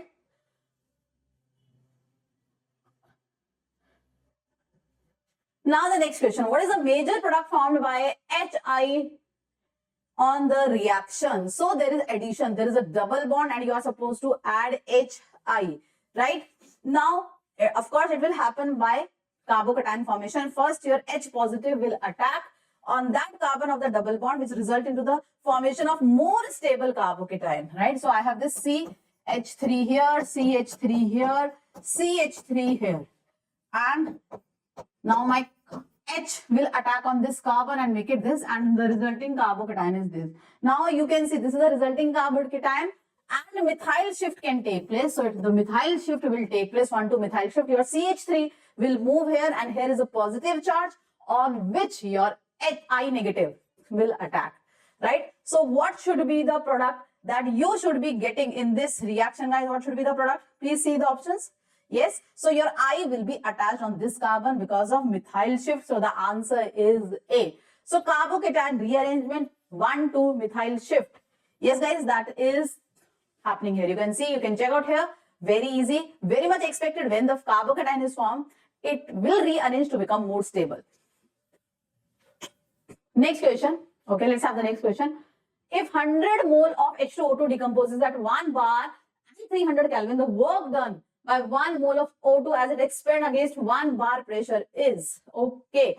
So, first write the decomposition reaction of H2O2.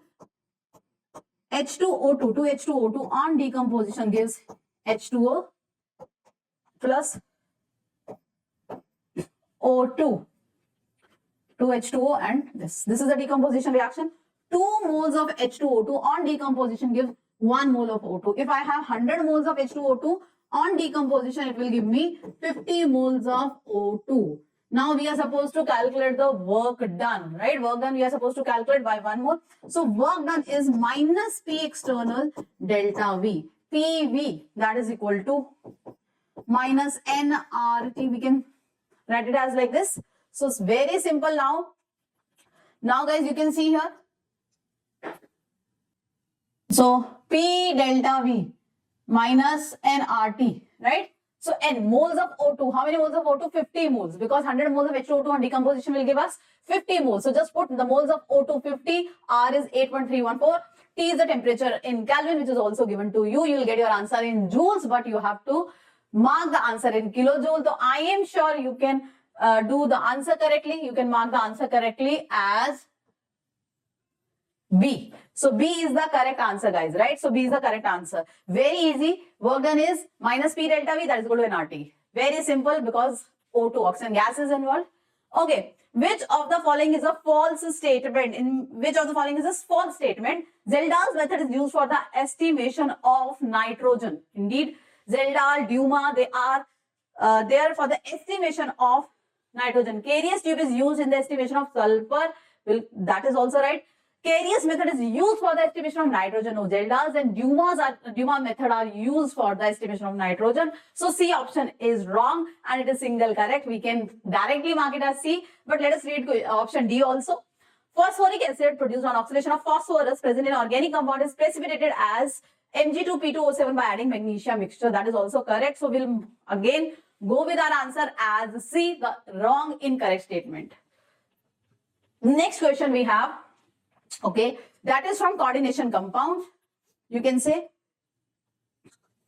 simplified absorption spectra of 3 complexes 1, 2, 3 are given and the lambda max values are marked as A, B, C respectively and match the following complexes. So we have 3 complexes in which NCS negative is the ligand, fluoride ion is the ligand and ammonia is the ligand. Stronger is the ligand, more is the CFSC, crystal field splitting energy. And you should definitely know the order of strength of ligands from spectrochemical series, right? I'm sure you all are aware. So I can see out of all these ligands, right? Out of all these ligands, which is the strongest ligand? Ammonia. So CFSE, the splitting energy is maximum in third case, followed by first, and the weakest ligand out of all the three is fluoride ion, right? And more is the CFSE. That is the crystal field splitting energy. You know that is inversely proportional to lambda. Energy is inversely proportional to lambda. So more CFSE means lesser lambda, lesser wavelength. So maximum splitting, maximum energy is in the case of ammonia. That means the wavelength is lowest in case of ammonia. So the one with the lowest wavelength value, right? That is the peak where there is minimum, that is for ammonia, and then for this NCS negative ligand, and then fluoride. I hope you can use this relation and get your answer as this. The lowest value of the peak absorption, right?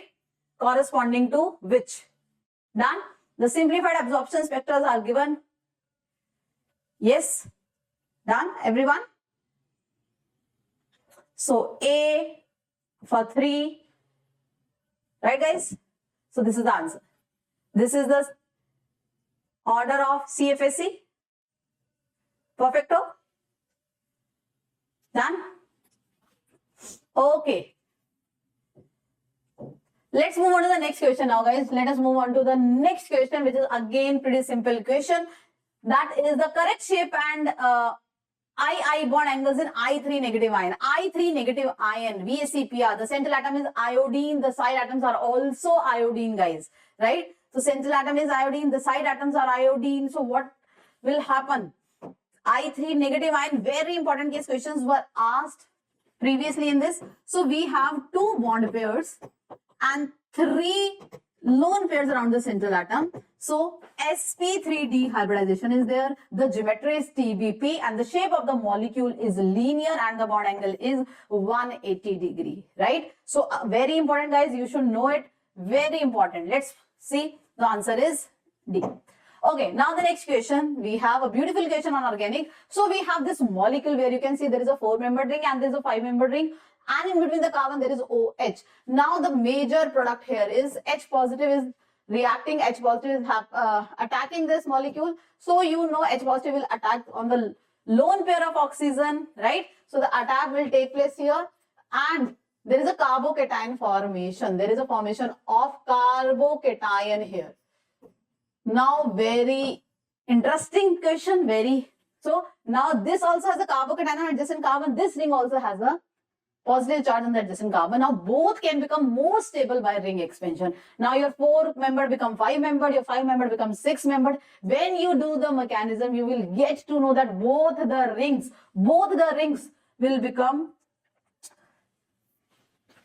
finally the 6-membered ring. You can see here this carbocation. Now your 4-membered ring expand and become 5-membered. Now again this is the ring on, right? 1,2 hydride shift will happen because the carbocation will become more stable.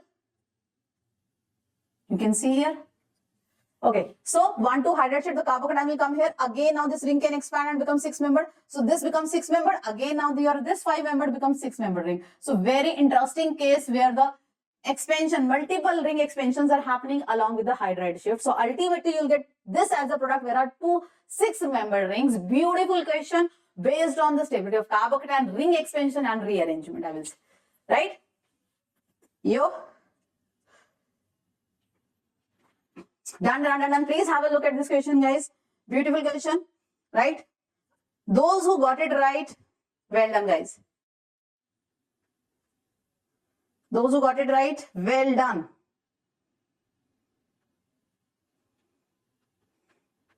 Please see.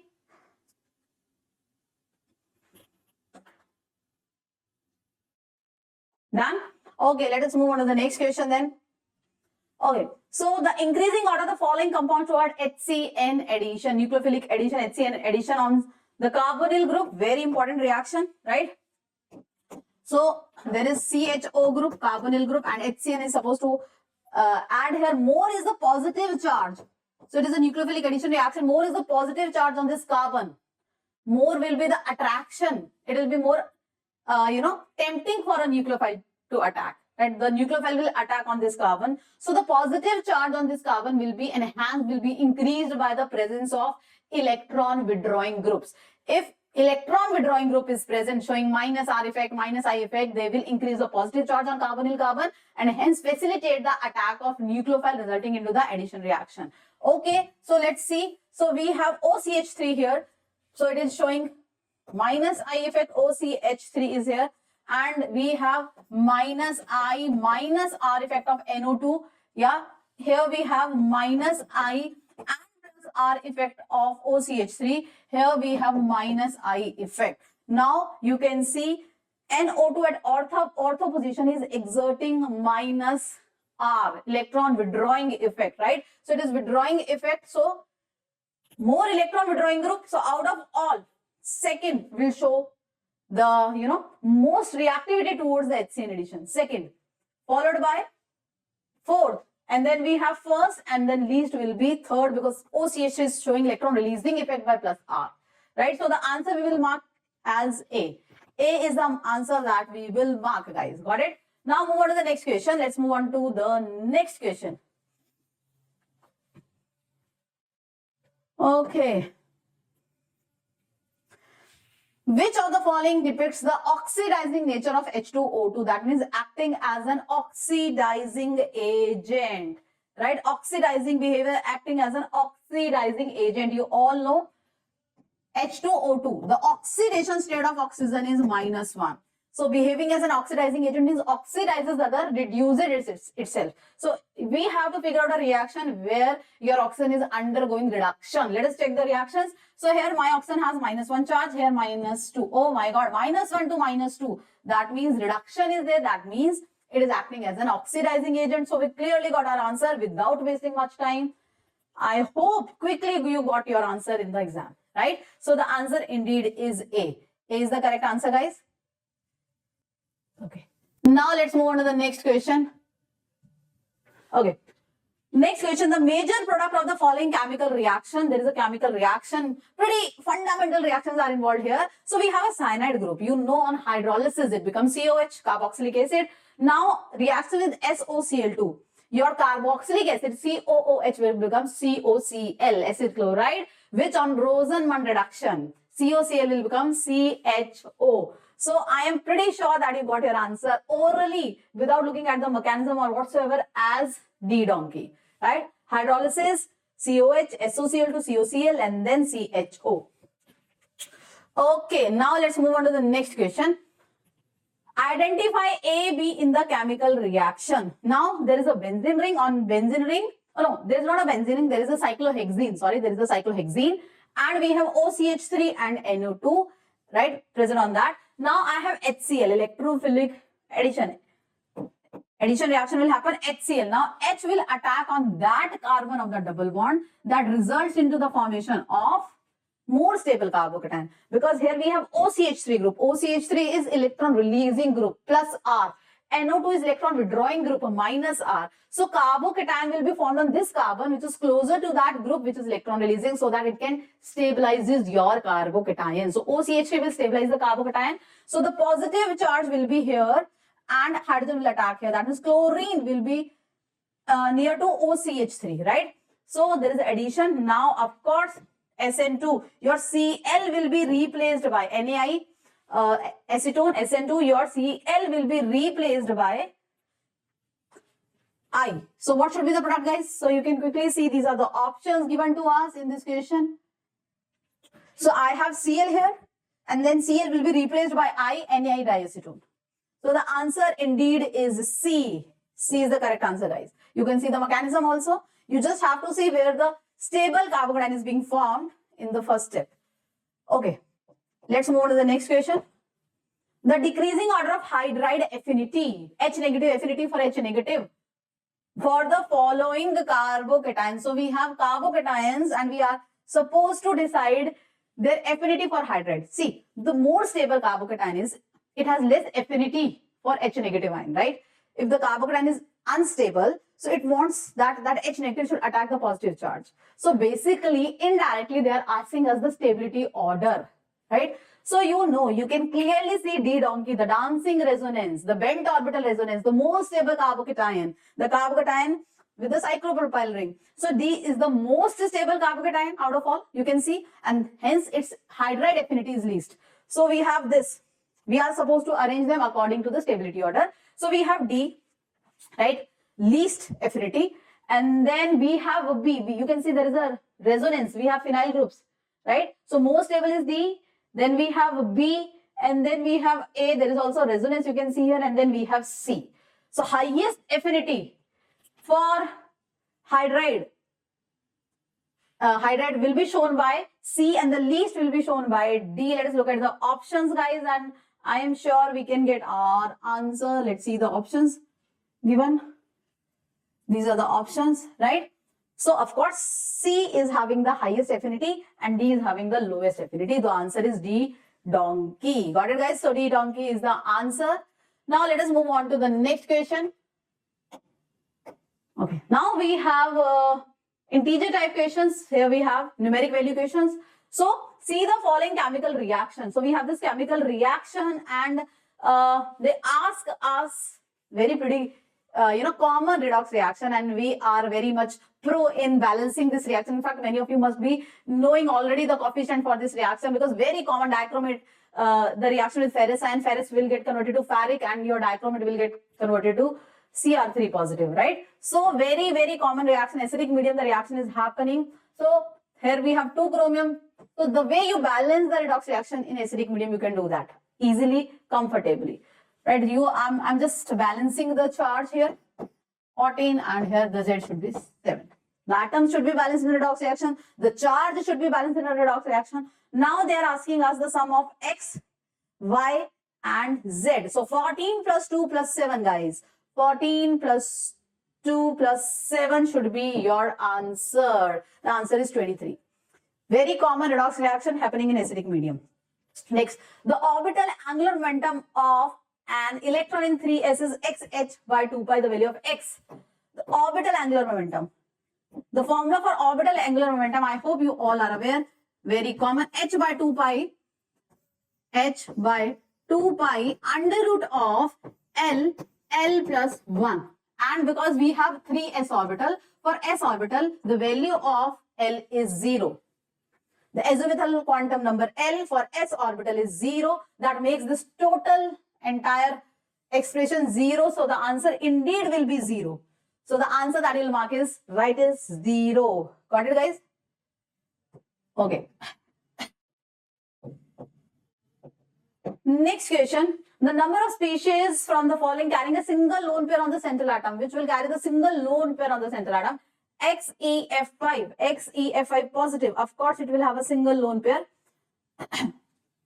So this is 5 fluorine, and we have, so this is the shape of this molecule. One lone pair is this XeO3. So xenon has 8 valence electrons, right? So again, it is also having XeO2F2. Xenon, again a noble gas, right? So we have 1, 2, 3, 4.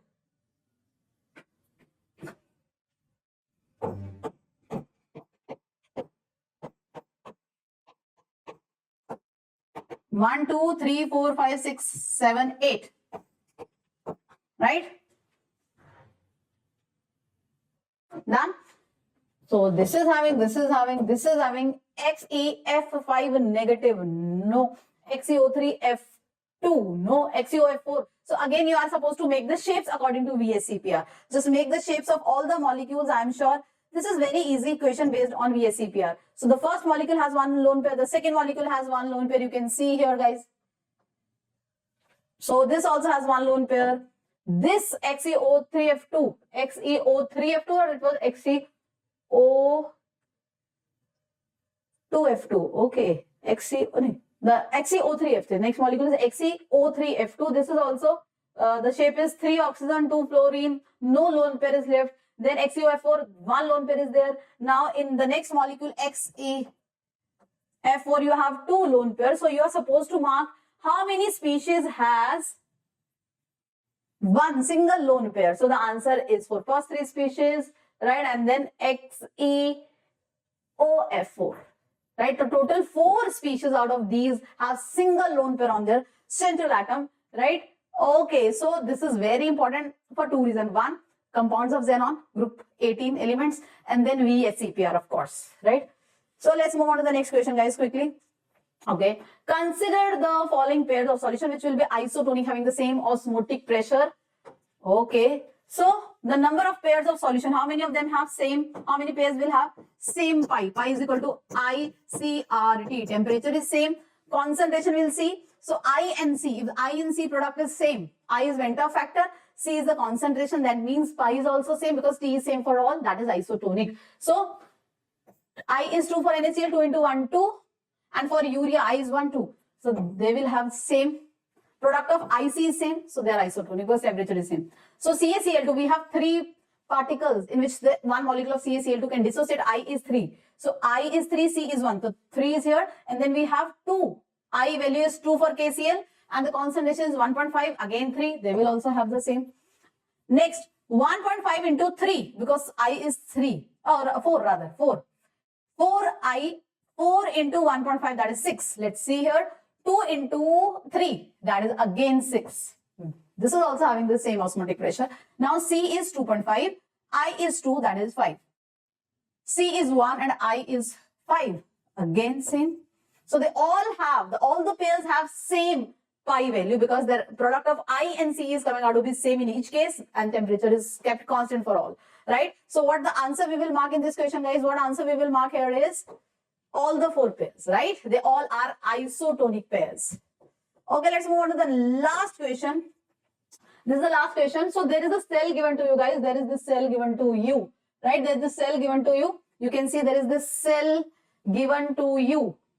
This is anode. Anode, the reaction, hydrogen electrode is there. And on cathode, there is permanganate, which is getting reduced, right? So anode, this reaction is happening. Hydrogen electrode is there. Oxidation of hydrogen. And at cathode, you can see MnO4 negative is converting to Mn2 positive. This reaction is happening, right? This reaction is happening. Clear? So these are the 2 reactions happening at anode and cathode. Now you have to write the overall reaction. So you have to make gain or loss and gain of electron equal. So I multiply this reaction by 5, so that 10 electron and this by 2. And then adding the 2 reactions, this is the overall reaction that I am getting. This is the overall reaction that I am getting, guys. Right? Yes, this is the overall reaction that I am getting. Perfect. So, now very simple, you are supposed to calculate E cell. Use the Nernst equation, E naught cell minus 0.059, right? Over N log of Q. So, you have the concentration of Mn2 positive, you have the concentration of MnO4 positive, you have the concentration of H positive ion because here is the case, and then you have the pressure of H2 gas also. All the concentrations, simply putting the values in Nernst equation, and the potential for hydrogen electrode is 0 and the potential for MnO4 negative Mn2 positive is given to you 1.5. That is the E naught of the cell. So E cell is equal to E naught cell minus 0.059 by N log of Q. All the values are given. Simply just put the values in Nernst equation. I'm sure you will get your answer correctly. And the answer you have to quote by multiplying it by 100, right? So the answer that you will get is 1.446 and you will quote by multiplying by 100, the nearest integer, right? That is 145 is the answer that you will quote. Got it, guys? Yes. So the answer that you will quote is 145. Done. That is the answer. Perfecto, guys. 145. Just the Nernst equation. Just make sure that you write the overall reaction rightly. Otherwise, Nernst equation. So, guys, this is also the question based on electrochemistry. Very important topic, that is Nernst equation. I hope you did really well in this chemistry portion. All the best, everyone, for your next test. Right? Till then, take care. Keep learning. Keep growing. Hello everyone, I am Surendra Jain, Master Teacher of Mathematics in Vedantu. In this session, I am going to discuss the paper of JMMT-01 that was conducted recently. This is question number 1 from 3D. We are given alpha is angle between the lines whose direction ratios, direction cosines satisfy the equations L plus M minus N equal to 0 and L square plus M square minus N square is equal to 0. Then we have to find the value of sine power 4 alpha plus cos power 4 alpha. Very standard problem where direction cosines are given by two relations. We have to eliminate some of them to get the cosines or direction ratios and to get the sine alpha cos alpha values. Now here what I am going to do here, I will eliminate the n from both the relation by writing L square plus M square is equal to, I think L plus M whole square we can write. Now L plus M whole square is equal to L square plus M square plus 2LM. Here L square plus M square will cancel this, which means I am left with 2LM equal to 0. So either L will be 0 or M will be 0. Now if L is 0, my M will be equal to N. M will be equal to N. If M is 0, then L will be equal to N. In such cases, maybe I don't need direction cosines. Even if I know direction ratios, then also I can find the angle between the lines. Here M is equal to N, L is 0. That means in the direction ratios, my first ratio will be 0 and other two will be M and M. L, M, N. If they are direction ratios, then both will be M and M. Because they are equal, I can divide them by M. So I will be getting 1, 1 here in simplified form. You can have M, comma M also, but I think 1, comma 1 is better. Similarly here, we can write it as 1, comma 0, comma 1. Now these are the direction ratios of the lines. Between them, the angle is alpha. So we can use dot product to find the value of cos alpha. Let me write it here. So cos alpha would be dot product of these two vectors. So 0 into 1 is 0, 1 into 0 is 0, 1 into 1 is 1 here. And upon, it will be magnitude of first vector, that is root 2. Then magnitude of other vector, that is also root 2. So it will become equal to 1 by 2. And from this we will get sine alpha to be equal to root 3 by 2. In fact, alpha can also be written as maybe I think 60 degree. Yeah, we can write alpha to be 60 degree also. Now we have to find sine power 4 plus cos power 4. Now sine power 4 will be 9 upon 16 and cos power 4 will be 1 upon 16. So here we will be getting 5 upon 8. 10 upon 16 after simplification, 5 upon 8. So answer for this question is A. I think very simple, very standard problem. Okay, so moving to the next question. Bacho.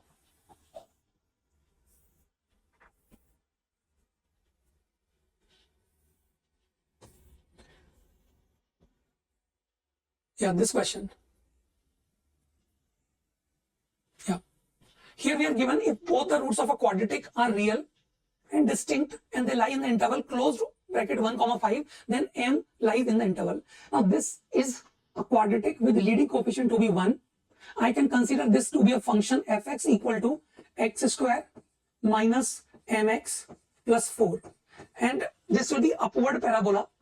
We want both roots to be real and distinct, which means this x-axis should intersect this at 2 points. Okay, and because roots are lying in the interval 1, 5, so one of the possibility could be that 1 is here and 5 is here, or because we are given this interval to be closed on both ends, 1 and 5. So one possibility could have been this also, that 1 is here and 5 is here. Also, there can be this possibility also, 5 is here, 1 is here, or there is one more thing, that is both roots are 1 and 5 respectively. Okay, now to solve this question, what we can do, I think the standard thing that we will be putting conditions one by one. Number 1 will be D should be greater than 0 so that both roots are distinct. That is given in the question. And D is M square minus 16. That has to be positive. Okay, which means my M has to be from minus infinity to 4, minus 4, union 4 to infinity. The other condition would be the value at 1 and 5 should be either positive or 0. For 5 also either positive or 0. So here f of 1, which is equal to I think 5 minus m, should be greater than or equal to 0. And likewise f of 5 should be equal to 25 plus 4, 29 minus 5m should also be greater than or equal to 0. So they both gives you m to be less than or equal to 5 and here m to be less than or equal to 29 by 5. Okay, these are the two conditions from the value of function. And there is one more thing, that midpoint of the roots, that is at minus b upon 2a, and here it is m by 2. So this m by 2 has to be between 1 and 5. So it is less than 5 and greater than 1, which means m has to be from 1 to 10. Now you have to take the intersection of these three conditions, 1, 2 and 3. So if you take the intersection, you can check m is from 1 to 10. So only positive values to be considered. So it will be greater than 4, and here it is less than 5 or less than 5 and less than 29 by 5. So it has to be from 4 comma 5. Close bracket at 5, open bracket at 4. That is the answer. Okay, so this is how this question is done. Answer is B for this question. Moving to the next question.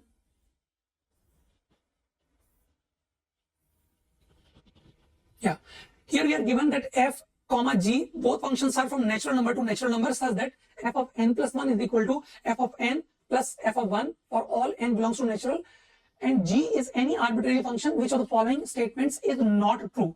We have to find the false statement.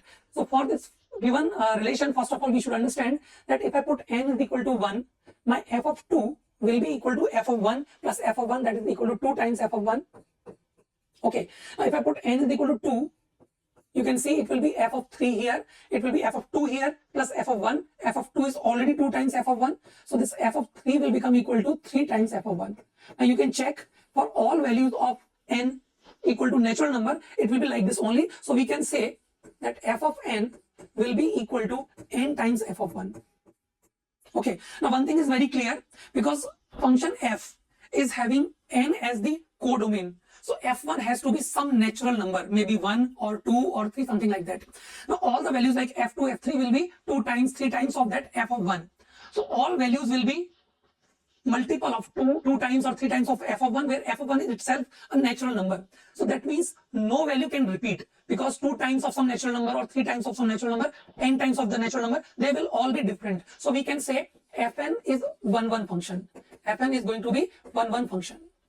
Okay, so here this option is correct, but we are looking for wrong statement, wrong option. So this will not be my answer. So fn is 1-to-1 function. Now coming to next time, C option, they are asking f is onto, then fn is equal to n. Now listen carefully. If function f is onto, then it should have all natural values in its range. Now my f1 in this case has to be 1. Otherwise, suppose if it is not 1, let us say it is 2, then the value of f2 will be 2 into 2, 4, for 3 it will be 6, and so on.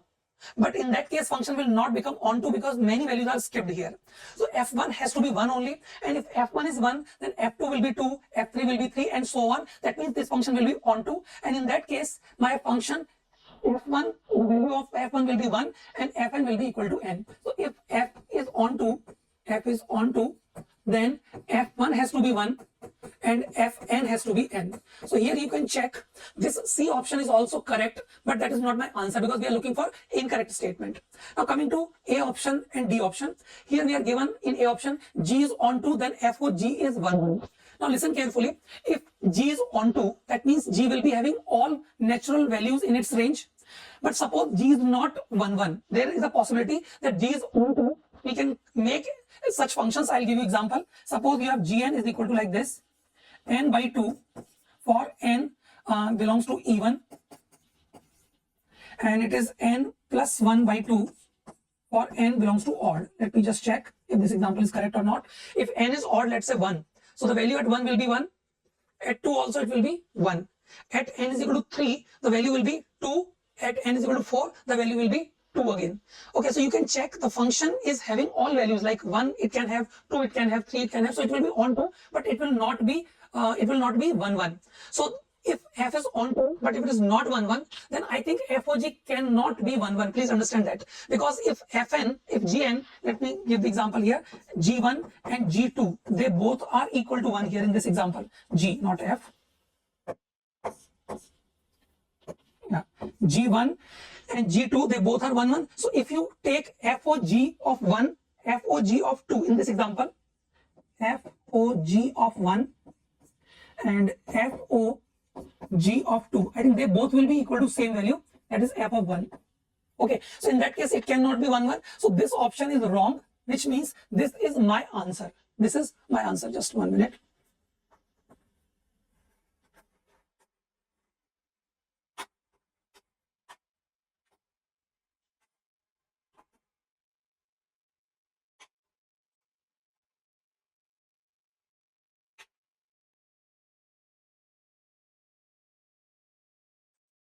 Okay, so this is not my, this is the answer. And for D option, again, you can check if FOG is 1, 1, FOG is 1, 1, then G is 1, 1. I think if F function is like n times F1, so if you write FOG, that means F of Gx, it will be n times Gx. Okay, whatever Gx you are putting here, it will become n times of that thing. Just 1 minute, not n times this thing. It will be n times Gx into F1 also. Yeah, it will be n times Gx into F1 also, because Fn is n into F1. So yeah, n Gx into F1. Okay, now F of G is 1, 1. Okay, then G has to be 1, 1, because otherwise, if G is not 1, 1, suppose G is many 1, so G is having same value at two different x, then F of G has to have same value at two different values of x. So this is definitely correct statement, but that is not my answer. Okay, so answer here is A. I hope that is clear. All the parts, this was a bit tricky. If you analyze all the options one by one, then definitely it will take a little more time. But if you just check the A option, and if you find that it is wrong, so you will get your answer in first option only, and then you can move on to the next question also. Okay, so this is how this question is solved. Now moving to the next question, that is question number 4. Yeah. We are given a wire of length 2 unit that is cut into two parts which are bent respectively to form a square of side x and circle of radius r. So there is a wire of length 2. We broken down into two parts. The first part is made a circle, made a square, and other part is made a circle. Its side length is x, its radius is r. This means the entire length, which was 2 originally, is now converted into 4x for this square plus 2 pi r, and that will be equal to 2. That is my one equation. Now we want the sum of areas of these squares. That will be A equal to, I think, x square plus pi r square. Now you can choose to eliminate either x in terms of r or r in terms of x. I will go with x in terms of r. So this x will be equal to, I think here we could have simplified, x will become equal to 1 minus pi r upon 2, because 2 is common. So 1 minus pi r upon 2, we can take this x as, so it will become 1 minus pi r whole square upon 4 here plus pi r square. Now you have two choices. One, that it's a quadratic in r. I think it will be upward parabolic. So the minimum value will be at that vertex of parabola, or you can do the differentiation also. That will also give you the same thing. dA upon dr. If you differentiate it and make it equal to 0, then it will give you the value of r, for which this sum of areas will be minimum. So if you differentiate it, you will be getting 1 by 4 is constant, so keep it out, and then 2 times 1 minus pi r, and then differentiate 1 minus pi r also, so minus pi will be here, plus 2 pi r, and we will make this equal to 0, and from this we will be able to get the value of r. Let us see. Yeah, so I think pi can be cancelled. Okay, pi can be cancelled, and this will be 1 upon 2 here. Let me do one thing. I will keep 2r this side. Yeah, I will keep 2r this side. Pi is cancelled, and I will take other thing on the other side. So that will be 1 by 2 here, and 1 minus pi r. Because pi is cancelled, minus, because of minus sign, it has gone to the other side. So we are having 2 plus pi by 2 into r is equal to 1 by 2. Okay, and from this, let me bring this thing here. So my r will be equal to, r has to be equal to, I think if I multiply by 2 both sides, it will be 1 upon pi plus 4. Okay, so the value of r for which this area will be minimum is 1 upon pi plus 4. Okay, and what was my relation? Yeah, this was my relation for x. Now I can find x will be equal to 1 minus pi r. So 1 minus pi r means 1 minus pi upon pi plus 4 whole divided by 2. So if you take LCM, pi will be cancelled. So it will be 2 upon pi plus 4. So that is my r, and that is my x. You can see it is just that r is equal to 2 times the r. X is 2 times the r. So answer should be C. Okay, I think it is very much direct. Nothing else need to be done. Moving to the next question. Okay, so we have to find the area of the region r equal to x comma y such that y is between 5x square and 2x square plus 9. Very easy question, I think. Here you can see this y greater than or equal to 5x square is the upper portion of the parabola, upward parabola rather. Okay, and this y less than or equal to 2x square plus 9 means it is the lower portion of the other parabola, that is 2x square plus 9. 2x square plus 9 here, and that is 5x square. Now, if you equate these two things, 5x square is equal to 2x square plus 9, I think we will be getting 3x square is equal to 9, which means x equal to plus or minus root 3. So this point will be x coordinate root 3. And if you put in this, I think you get 15. Yeah, I think it will be 15. And here also, it will be minus root 3, comma 15. Okay. Now we have to find this area. So I think the best method would be just take the difference of two functions and make the limit from minus root 3 to plus root 3. So minus root 3 to plus root 3. The function above is 2x square plus 9. The function below is 5x square and dx. So it will be 9. If I do the integration, it will be 9x and minus, I think, x cube. I am writing directly integration. It will be minus root 3 to plus root 3. You could have done like this also, that 2 times 0 to root 3. That will also give you the same answer. So here I will write it now 2 into, just put root 3. Lower limit will be 0. So it will be 9 root 3 minus 3 root 3. That is 6 root 3 into 2. So 12 root 3 should be the answer. So answer here would be 12 root 3. That is B. Here, let me tell you, I tell this thing in my class that you can find this kind of area directly by 2/3 thing, or there is one more result like L cube upon 6L. Okay, so I think that is not needed here. In some other question, if it comes, I will discuss in that question, but not here. Okay, I think that is called Trudeau's theorem, and 2/3 law is also there. I will talk in some other question. Okay, now moving to the next question.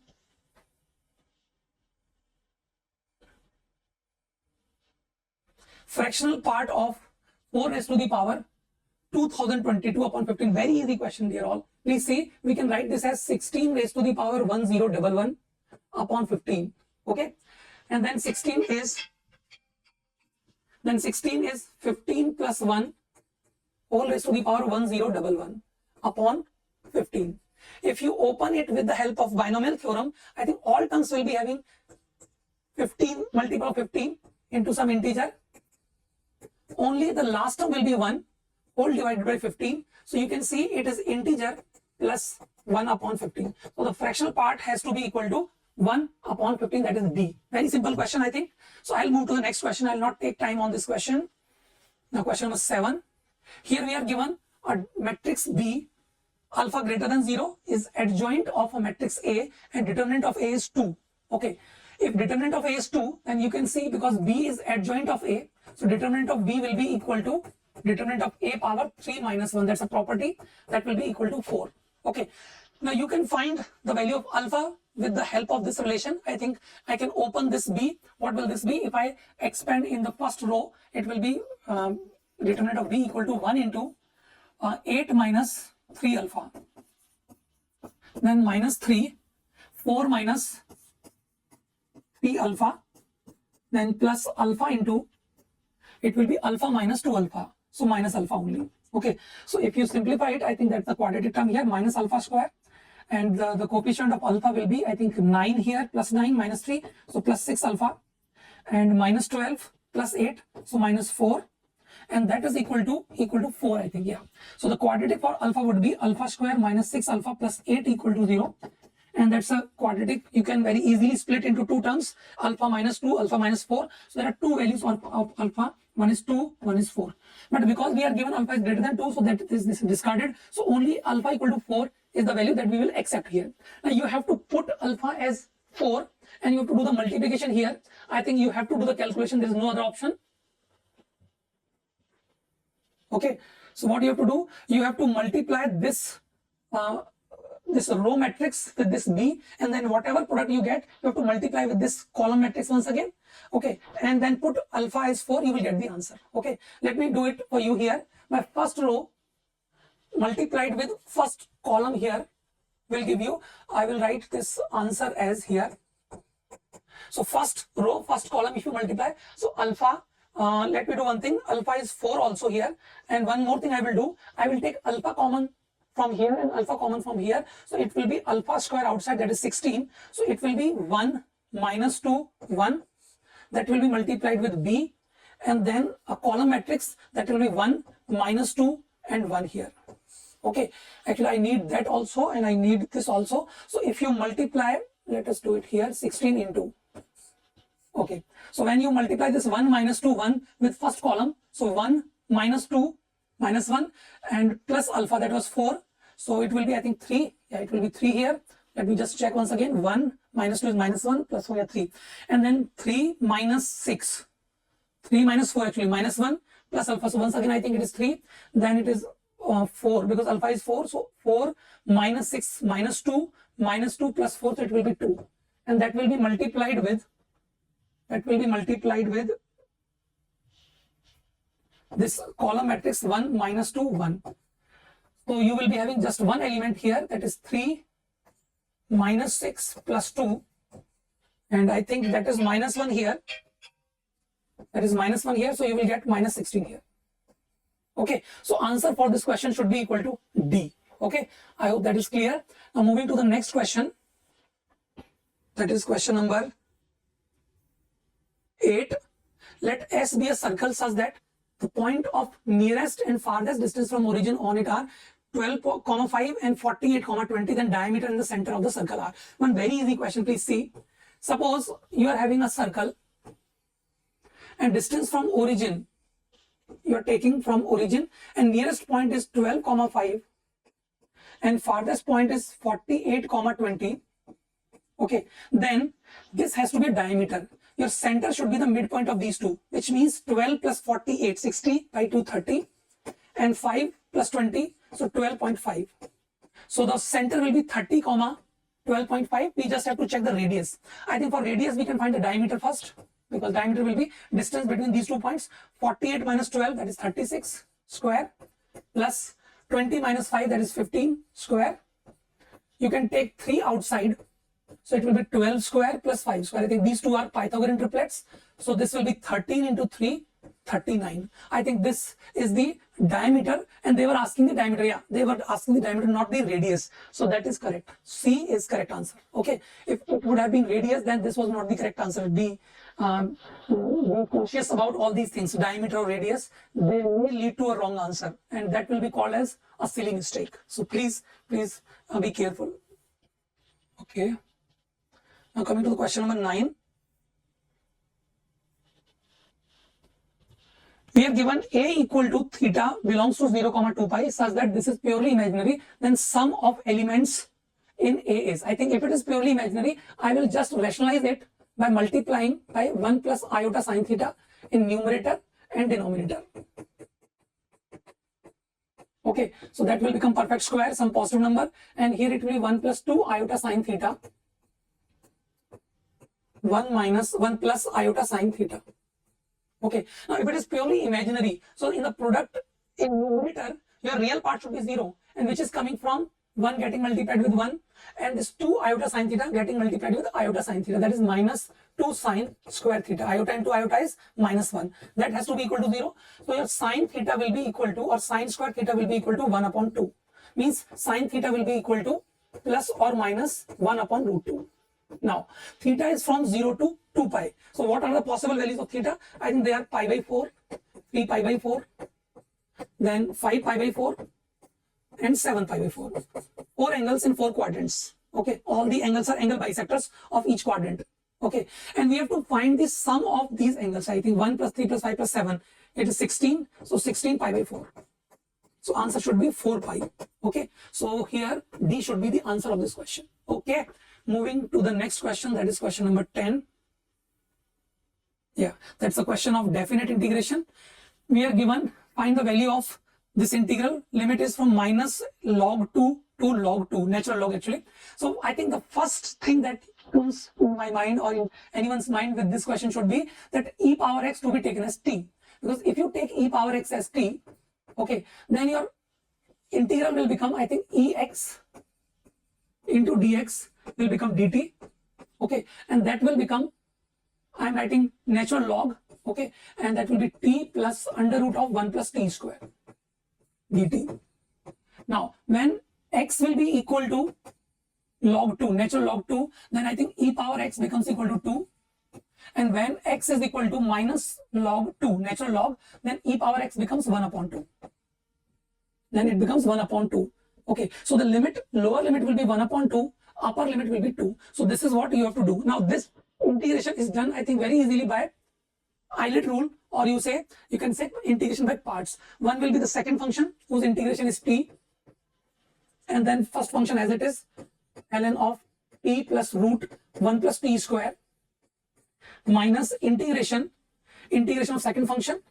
And dear all, please remember, this expression, this function is actually integration of 1 upon 1 plus t square, 1 upon under root 1 plus t square. This thing has integration equal to this, so differentiation of this will be equal to this. If you remember that integration formula, then differentiation of this will be very easy. We have to do the differentiation of first function always. Huh? This is first function, one is the second function.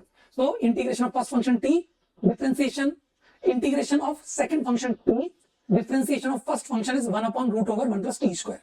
Now you just put this t plus under root of 1 plus t square, okay, and its integration would be under root 1 plus t square. Okay, we have to put the limit, I think 1 by 2 to 2.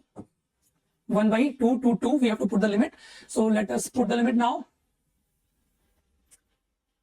Yeah, if I put 2 here in this one, it will be 2 ln 1 plus root 5. And in this function, if I put 1 by 2, it will be 1 by 2 ln 1 upon 2 plus, I think it will become root 5 plus 1 by 4. 1 by 2 actually, because it is 1 by 2, 1 plus 1 by 4, so it will be root 5 by 2, so root 5 plus 1 upon 2. And likewise this minus, if you put 2 here, it will be root 5, and then minus sign of this lower limit and minus sign here, it will become plus, I think it becomes root 5 by 2.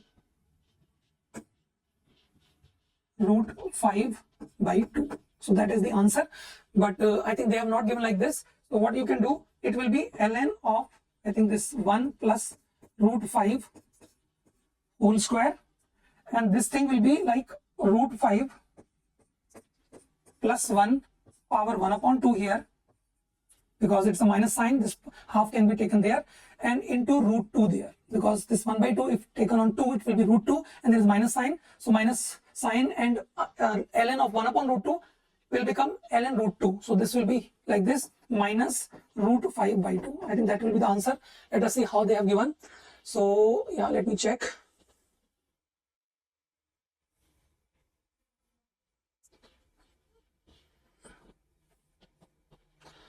Root 2 plus 5. Okay, no answer is matching. Let me check if I've done something wrong. If I put t is equal to 2, oh, that's a mistake. Yeah, I found the mistake here. It should have been 2 here. If you put t is equal to 2, then it will be 2 plus root 5. But if you put t is equal to half, it will be 1 upon 2 plus root 5 by 2. Yeah, I think this is now fine. So it should be 2 here, not 1. Yeah, 2. So answer will be 2 plus root 5 square into root 2 upon root of root 5 plus 1 minus root 5 by 2. So answer will be D here. Okay.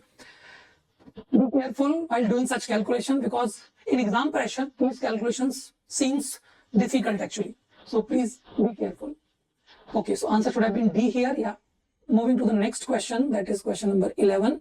Here we are given if R is a function defined by fx is equal to GIF x minus 1 into cos 2x minus 1 by 2 into pi, where this denotes the GIF. Okay. Now we have to find whether this function is discontinuous, continuous, that's it. Okay, now please listen carefully. Here the discontinuity can be because of this GIF function only, because cos is always continuous function. And this is discontinuous only at x belongs to integers. Whenever it will take one integer to next integer value, then you will be getting discontinuity. But please listen carefully. Whenever x is integer, 2x minus 1 upon 2 will be giving you 2x minus 1 upon 2 into pi will give you odd multiple of pi by 2. It will be odd multiple of pi by 2 at this x belongs to z.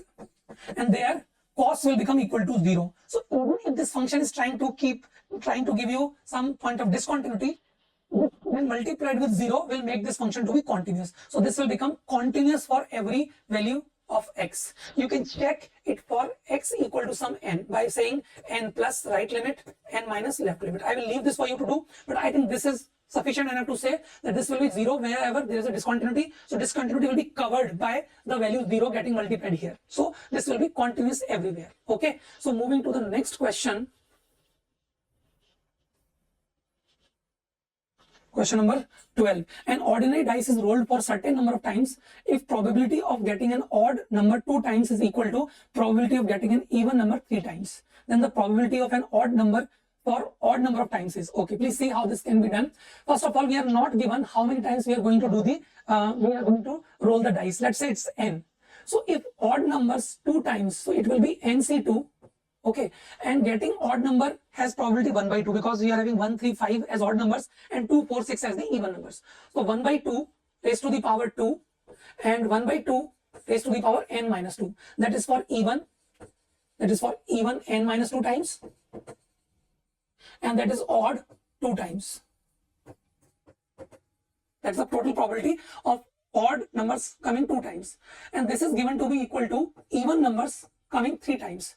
This will be 1 upon 2 raised to the power 3, 3 times even and 3 times odd. Remaining times odd actually, remaining times odd. So you can see whatever number of times even or odd you are getting, I think this entire thing is going to be 1 upon 2 power n, so it is getting cancelled. So nc2 is equal to nc3 means n has to be equal to 5. Only one possibility for n, that is 5. Now you have to find the probability of getting an odd number for odd number of times. So out of 5 outcomes, you can have odd number either 1 time or 3 time or 5 time. Okay, I think question is very simple. For 1 times odd, you will have this to be equal to 5c1, okay, into 1 upon 2 raised to the power 5. I am writing directly because for odd it will be 1 upon 2 and for 4 times, remaining 4 times even, it will be 1 upon 2 raised to the power 4. So when multiplied, it will become 1 upon 2 power 5.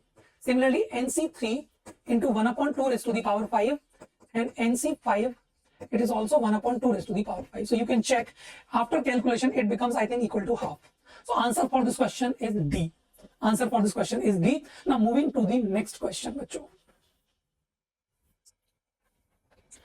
Y is equal to yx is the solution to the differential equation, then the value of dy upon dx at x is equal to 1 is.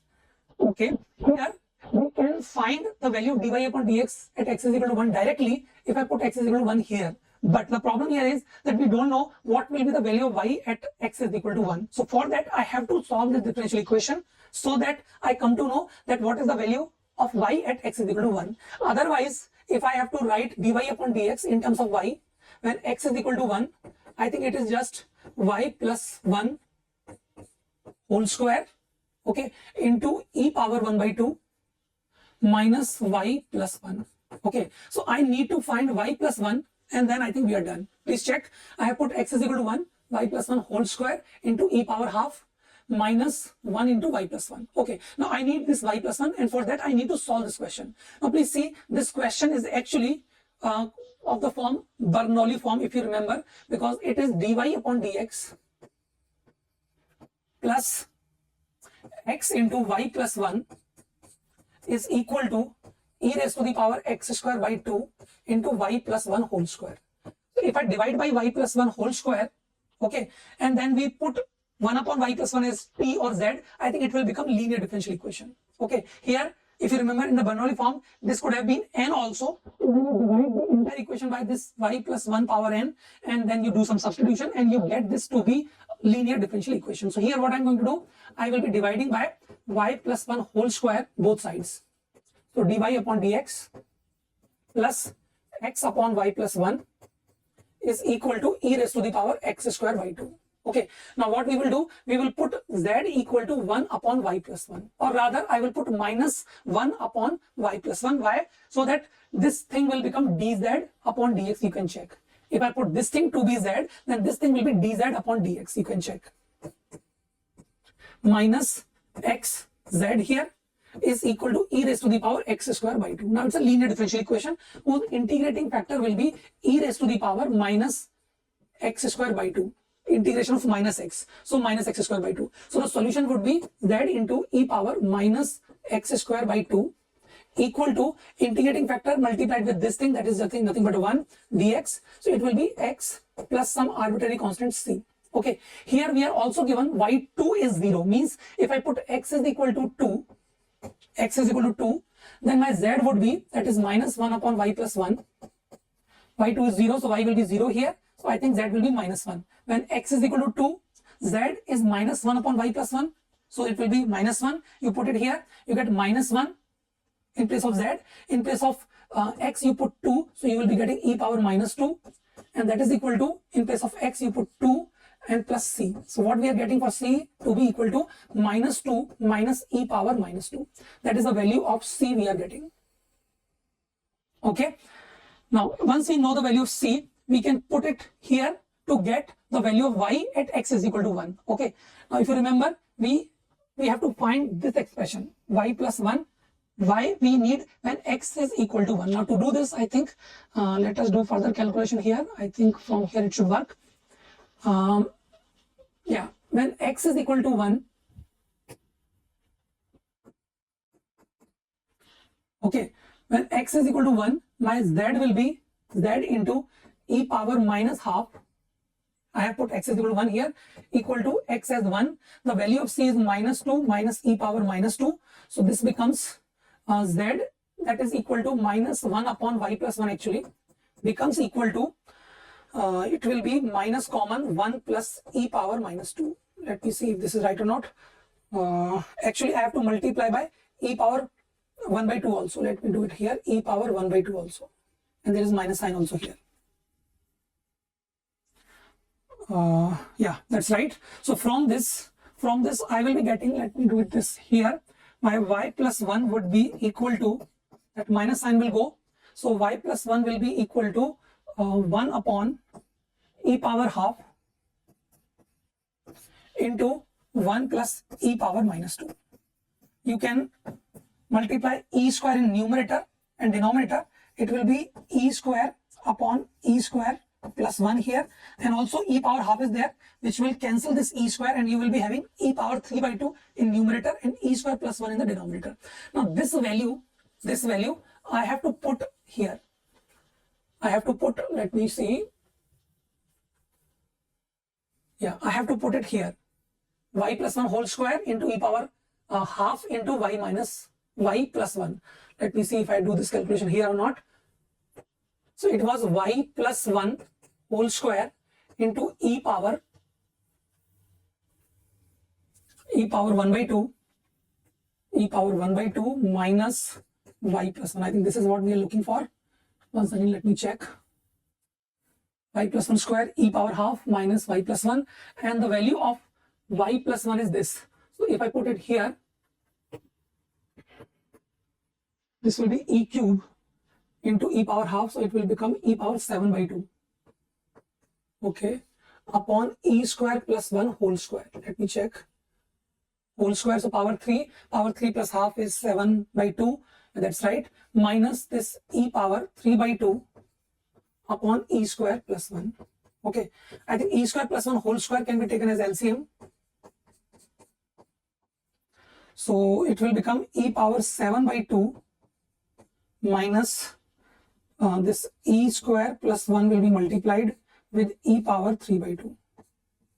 So I think e power 7 by 2, and this is also I think 7 by 2 only. So these two things get cancelled. So we are left with minus e power, let us check the option now, minus e power 3 by 2 in the numerator, minus e power 3 by 2 in the numerator, and e square plus 1 whole square in the denominator. So I think answer should be C here.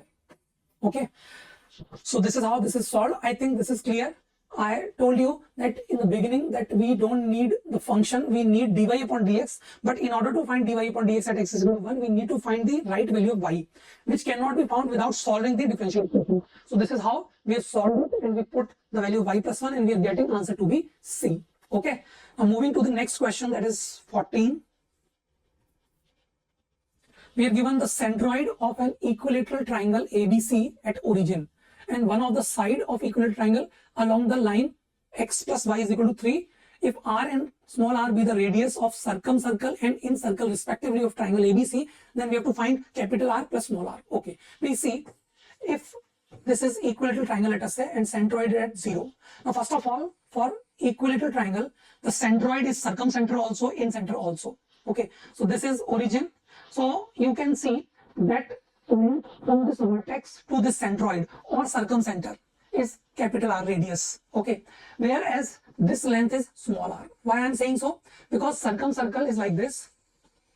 So if this is center, that will be circumradius. Now in circle is like this, which touches the sides here, so that will be small r here. And you know, if it is centroid, then the centroid divides this median into 2:1 ratio. So in this triangle, we can very easily say that small r will be equal to 2r. In fact, that's a property that in equilateral triangle, capital R is equal to 2 times r. Okay. Now one more thing, one of the side we are given as x plus y is equal to 3. And this is origin. So perpendicular distance from origin to this line will be small r. Okay. So you put 0, 0 here. So you get minus 3. That is because 3 is the other side. Take mod upon root 2. That is the radius. So that is 3 upon root 2. Now we are looking for r plus r. Because capital R is 2 times small r. So this becomes 3 times r. So it will be 9 upon root 2. So answer will be C. Okay. Now moving to the next question, I think answer should be C only. Let us see. Yeah. Moving to the next question, that is 15. A team A consists of 7 boys and n girls. Team B has 4 boys and 6 girls.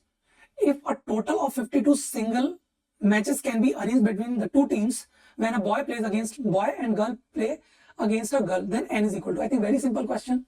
Here 7 boys are to be played against 4 boys. So 7 into 4 matches can be arranged like this.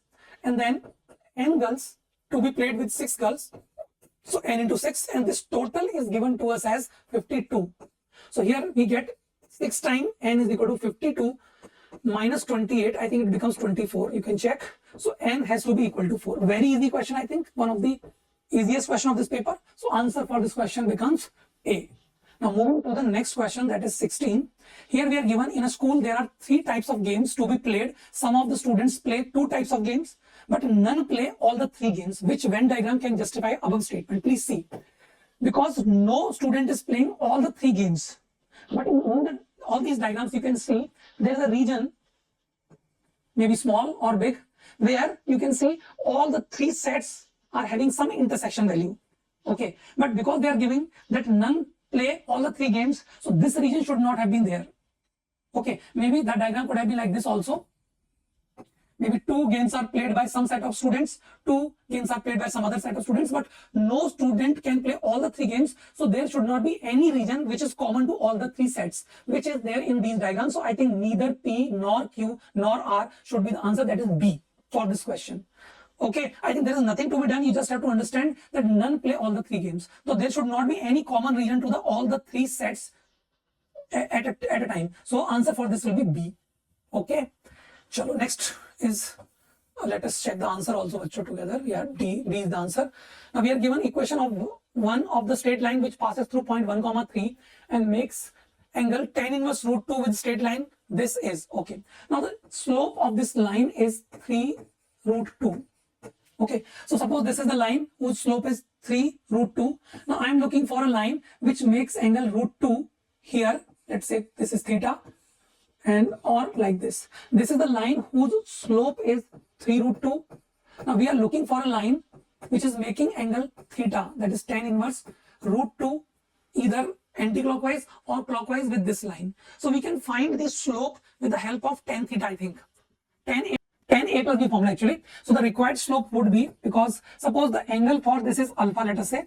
Suppose the angle of the line whose slope is 3 root 2, if it is alpha, then my slope will be either alpha plus theta,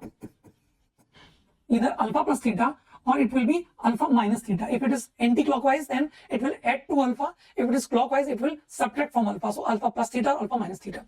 So here you can open it, tan alpha plus or minus tan theta. When it will be plus in numerator, it will be minus in the denominator. And likewise for minus, it will be plus here, tan alpha into tan theta. We know tan alpha to be 3 root 2. We know tan theta to be equal to root 2, I think. Yeah. Upon 1 minus or plus, it will be 3 root 2 into 2. So I think it becomes 6. Yeah, 6. So the two slopes would be, when you choose plus sign, I think it will be 4 root 2 upon minus 5. If you choose minus sign there, I think it will be 2 root 2 upon 7. Okay, so slopes we have found.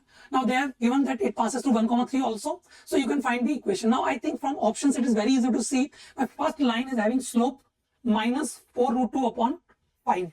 Okay, but I think 1, 3 is not satisfying it. If you put 1 here, so it will be 4 root 2 minus 4 root 2 cancel, but 3 into 5, 15. So it is not satisfying. For B option, one of the slope which we were getting is here again minus 4 root 2 upon 5, and that point 1, 3 is also satisfying. So that seems answer. Let us check other options also. I think here even the slopes are not matching. You can see the slope is not those which we were getting. So these options cannot be correct. So answer for this will be, I think, B. Okay. Actually, let's move to the next question, that is 18. The sum and product of first three terms of decreasing AP are 24 and 440 respectively. Then for the function s, n to z, s n is equal to sum of n terms of AP of the following is false. Again, we have to find the false. There should be alarm in your mind. They're asking false, not true. Okay. Now, first of all, we are given three terms of an AP, of a decreasing AP. So first three terms we can take like this: a minus d, a plus d. And because it's a decreasing AP, we have to take d as negative value. Okay. Sum of these three terms is 24. So I think 3a will be 24. So a will be 8. Okay. The product of these three terms is 440. So it will become a into a square minus b square to be equal to 440. And because a is 8, so it will cancel it 55 times. Okay. And a square is 64. A square is 64. A square is 64 minus d square is equal to 55, gives you d to be equal to plus or minus 3.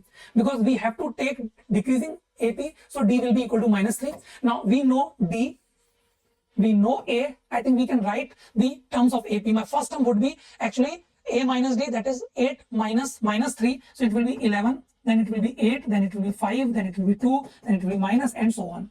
Now please see what they are asking. This s is a function which gives you the sum of n terms of AP. Sn is sum of n terms of AP. So what is S4? Already first three terms were having sum to be 24. You don't need to do this calculation, but you can do. It is easy, I think. Plus 2. So S4 will be 26. So that is true, but not the answer. S5. One more term you have to add. So 26 minus 1, 25. This is also correct. Okay. After this 2, all the terms are negative. So the value of sum will decrease after this 4. So S4 is the maximum among all Sn. So this is also true. We have to find false. So this has to be false. Let us check. S5 is 25. S4 is 26. So I think that is false statement. So answer is D. I think easy question. Okay. Moving to the next question. That is 19. A1, A2, A3 be GP of increasing positive numbers. Let the sum of 6th and 8th term to be 2. Okay, and product of 3rd and 5th term to be 1 by 9. Then we have to find 6 times A2 plus A4, A4 plus A6 equal to. Let us see how this can be done. First of all, A6 plus A8 we are given is to be equal to 2. And product of 3 and 5th term is 1 upon 9. Okay, I think A3 into A5 can be written as A4 square also. Because A3, A4, A5 are 3 consecutive terms of GP. So the product of these two will be A4 square is equal to 1 by 9. So here A4 is equal to 1 upon 3 because we are given it's a GP of increasing positive numbers. So A4 will be 1 by 3. Okay, that is one thing we have got. Okay, now A4 we know and A6, A8 are equal to 2. I think we can write A6 in terms of A4 by writing it as A4 into R square plus A4 into R power 4. Because after A4, there will be gap of 2. So A6 will be R into R into A4. So R square into A4. Likewise, A8 is R 4 times and then A4 and that is equal to 2. Because A4 is 1 by 3. So I multiply 3 that side. So we get R power 4 plus R square equal to 6 or minus 6 equal to 0. That's a quadratic. I think its roots are, one is I think 2, R square minus 2. And R square plus 3 you can check. It's a quadratic in R square actually. So R square minus 2, R square plus 3. So R square has to be equal to 2 because R square plus 3 equal to 0 doesn't make any sense for real numbers. Okay. Now what we are looking for, A2 plus A4. Okay. Now how I am going to do this question, please understand. Because we are already aware of A6 plus A8 to be 2. Now tell me, if I multiply this bracket by R power 4, will I get A6 plus A8? I think we will, and I have to divide by R power 4 also here. See, A6 and A2, they are 4 terms apart. So A6 will be r power 4 into A2. Likewise, A8 will be r power 4 into A4.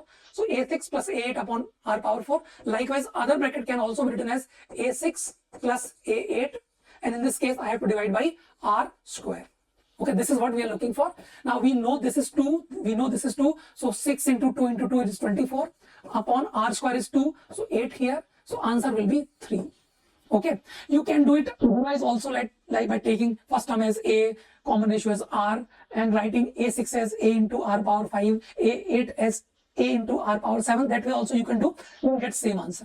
Okay, I am always comfortable by comparing the terms of GP and also AP sometimes, so that my calculation is minimum.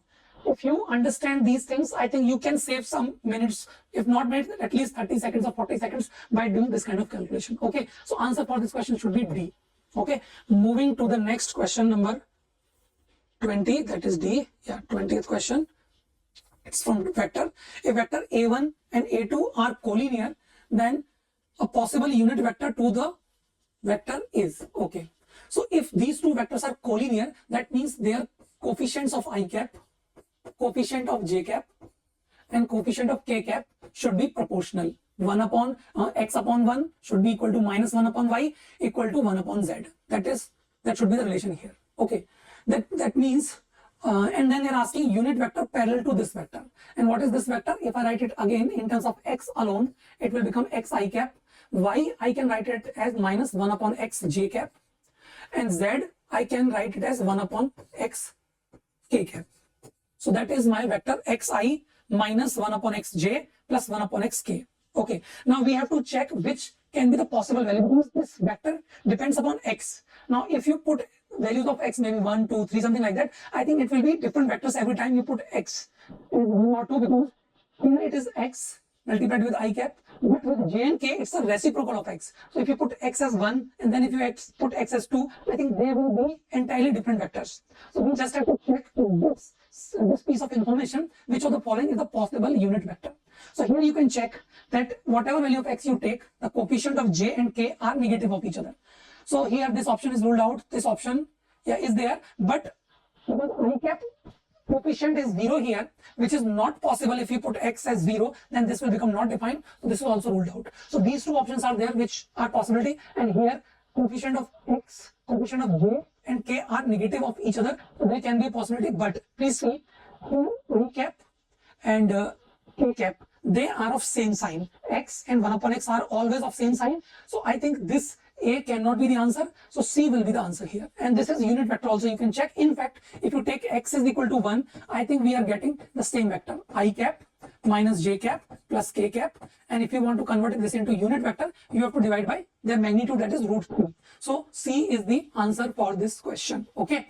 Now moving to the next question. 21. Number of roots of the equation is, please see, here we are given one quadratic and one mod thing is equal to 27 by 4, and we have to find the number of real roots. I think this type of questions are best done by graph. Please see how. If I take x to be less than 5, okay, x less than 5, 5 is here, okay, then this left hand side will become x square plus 2x plus 1. It is just the opening of this x plus 1 whole square. But x minus 5 will be negative for x less than 5, so it will be opened as 5 minus x. Okay, now this is actually x square plus x plus 4. It's a quadratic upward parabolic graph, and its minimum value will be at minus half. Let us say this is 5, this is 0, and this is minus half. Its minimum value will be at minus half, and the value at 0 for this will be 4. Suppose this is 0, 4. So the graph will be coming like this. But this graph is applicable. Just wait. So I will not do this way, because I have to take the graph till 5 also. So this is the minimum value, this value at 0, and then it will till 5. This is the graph I think we will get. Okay. And after x greater than 5, please see, this will be x minus 5. And if I open it, it will become x square plus 3x. And here I think it will be minus 4. Okay. At 5, the value will be, I think, 25 plus 15 is 40. 40 minus 4 is 36. So this is the same value. If you put x is equal to 5 here, then also you are getting same value. I think, let us see, if you put 5 here, Okay, I think I made a mistake here. 1 plus 5 will be 6. Yeah, 6 here. So it is 36 and it is also 36. But after this, it will become some different parabola. Before 5, it was some different parabola. But you can see, after 5 also, the expression which we are getting will be having minimum value at minus 3 by 2. It will be having minimum value at minus 3 by 2. So it will be something like this. This is dotted, but it will be effective from here. So for this parabola, the graph will be having minimum value at minus 3 by 2. But it will be applicable or it will be effective only after x greater than 5. So it will be going from here. Okay, and before that, this was other parabola you can see. And we are looking for number of real roots for this to be equal to 27 by 4. Now you saw at 0 the value is 4. Okay, and 27 by 4 is I think close to 7. I think 6.75 to be precise. So this 27 by 4 will actually be a line which is above 4. So this line will be intersecting this graph at 2 points, exactly at 2 points. See, before x equal to 5 and after x is equal to 5, if you make them combined, you will see there is a distortion, or you can say point of non-differentiability at x is equal to 5, but the graph is upward, not parabolic completely, but in parts it is upward parabola only, and it is having 1 point of minima and then it is increasing. So value of 27 by 4 will occur at exactly 2 number of points. So answer for this question should be 2. Okay, you can solve this question in another way also, like it is given here, but I will not recommend it. I think better way is to do by graph. Now coming to question number 22, it says ellipse with center 1, 0, latest rectum is 1 by 2. Okay, latest rectum means 2b square upon a is 1 by 2.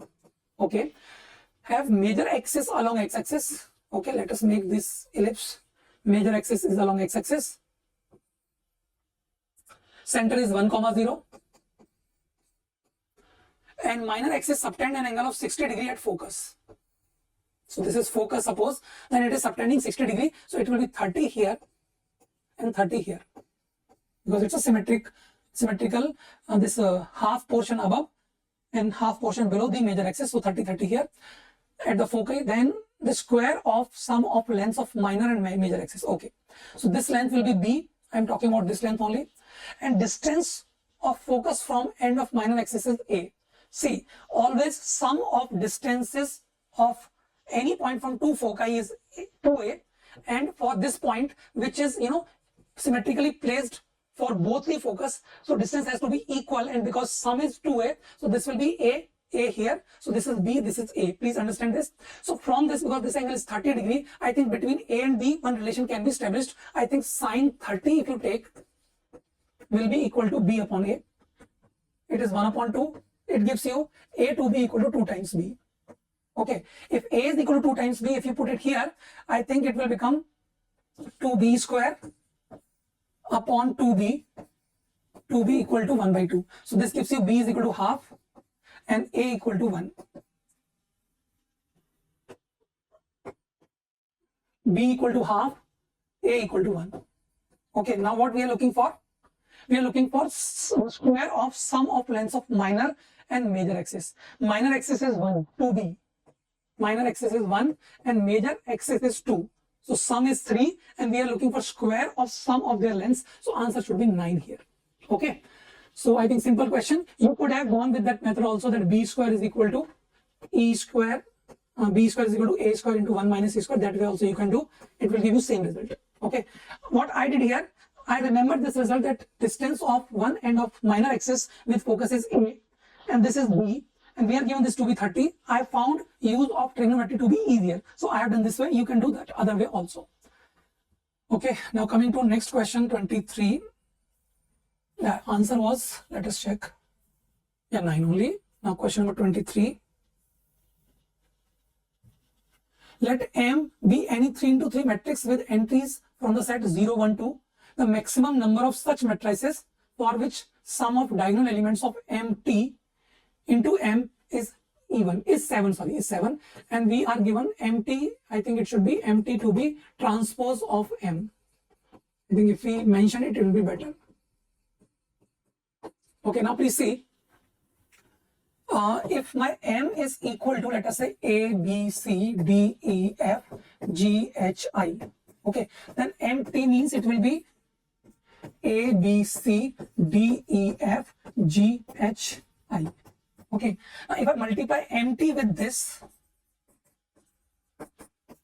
okay, and we are given sum of diagonal elements. So let us focus only on diagonal elements. So first row of empty, first column of M will be multiplied. So we will be getting A square plus B square plus G square. Okay, first row, first column. Now second diagonal element will be found when second row, second column. So it will be B square plus E square plus H square. And likewise C square plus F square plus I square.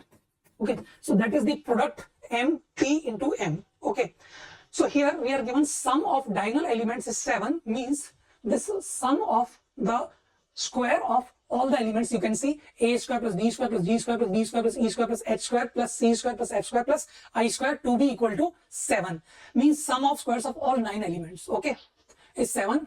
And whereas elements are from the set 0, 1, 2. Okay, so let us write it here. So I'm writing A square plus B square and so on plus I square is equal to I square is equal to 7. Now how it can be 7? Because elements are from the set 0, 1, 2. Their squares can be either 0 or 1 or 4. Now you can have at most one element to be 2, because if there are 2 elements that are 2, then the square will become 8, sum of square will become 8, then this cannot come out to be 7 because all the squares are positive numbers. So at most I can have one square to be 4. In that case I will have to keep 3 elements to be such their square is 1, 1, 1, and then remaining will be 0, 0, 0. 1, 2, 3, 4, 5, 6, 7, 8 and 9. That will be equal to like this. In this case, one element, which element? I think 9 ways, will be 2. And then from remaining 8, 3 has to be 1. 3 has to be 1 and then remaining has to be 0. So 9 into 8C3, which is actually 9 into 8C3 is how much? 8 into 7 into 6 upon 3 factorial. So I think it will be 9 into 56. That is one case. Then another case can be when you are not having any element to be 4 or rather 2. There is no element whose square is 4. That means they are 1, 1, 1. I think it has to be 7 times and the 2 elements will be 0, 0. In this case, I think it is direct 9C7 for those elements which are to be 1. And 9C7 is what? 9 into 8 by 2, I think 36. So you have to add these two things, 9 into 56 plus 36. I think I can take 36 common because 9 into 4, 36. So 4 if taken from 56, it will be 14 plus 1. So it becomes 36 into 15. I think it is 540. 36 into 15 is 540. Yeah, answer is 540 only. So I think easy question, and if I remember correctly, this was based on some previous year JEE Mains question. I think 2-3 years back it was asked. Now coming to this 24th question. Here we are given fx to be sine of cos inverse 1 minus 2 power 2x upon 1 plus 2 power 2x, and its first derivative with respect to x is given as minus b upon a log 2 base e when x is equal to 1, where a and b are integers, and then minimum value of this we have to find. Okay, so in this question, if you look at this expression 1 minus 2 power 2x, okay, upon 1 plus 2 power 2x, if I take this to be equal to t, or rather tan theta, actually tan theta, then this expression will become 1 minus tan square theta upon 1 plus tan square theta, which is actually formula of cos 2 theta. Okay, and if 2 power x is tan theta, 2 power x is always positive, your theta has to be in first quadrant only, because tan theta will be positive. So principal value of domain, if I choose, it has to be 0 to pi. Then 2 theta will be from 0 to pi, which is principal domain of cos inverse function or cos function, cos theta function. So here, if I have to write fx, it will be sine of cos inverse of cos 2 theta. And cos inverse of cos 2 theta, if 2 theta is in principal domain of cos function, I think we can directly write this as 2 theta. So it will be sine 2 theta. Okay, and sine 2 theta formula is 2 tan theta upon 1 plus tan square theta. And I think tan theta was 2 power x. So this fx function is now 2 into 2 power x upon 1 plus 2 power 2x. Okay, now we have to find first derivative with respect to x at x is equal to 1. And this should be in the form of b upon a log 2. Okay, let us see. So let us do the differentiation.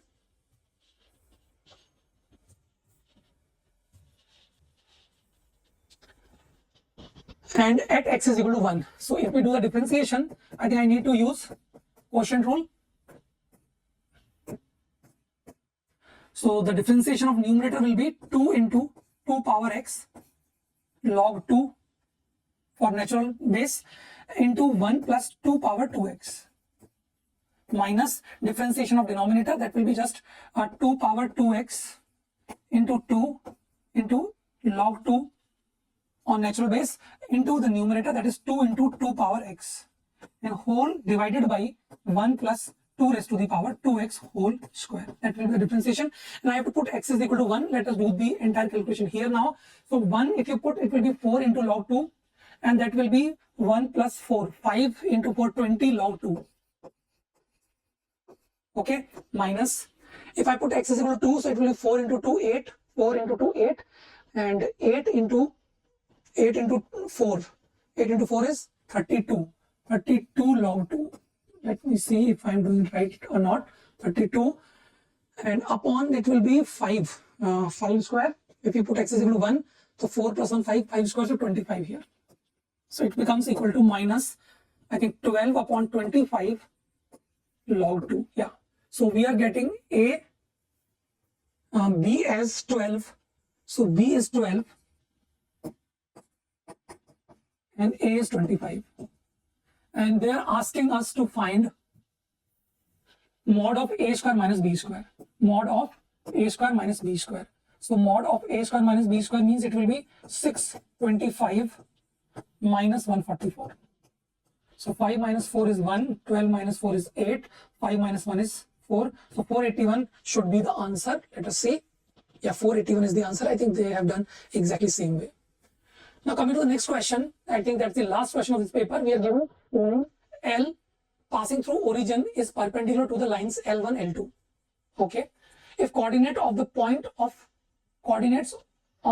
in the first octant on L2 at distance of root 17 from point of intersection of L and L1 are ABC, then we have to find this thing. Okay, it's too much information. Okay, first let us see that L is passing through origin and perpendicular to these two lines. Now these two lines, if I write in symmetric form, I think we can write it as that is passing through 3i cap minus j cap plus 4k cap. So that means the points that are x minus 3 and y minus 1, so y plus 1, and z minus 4.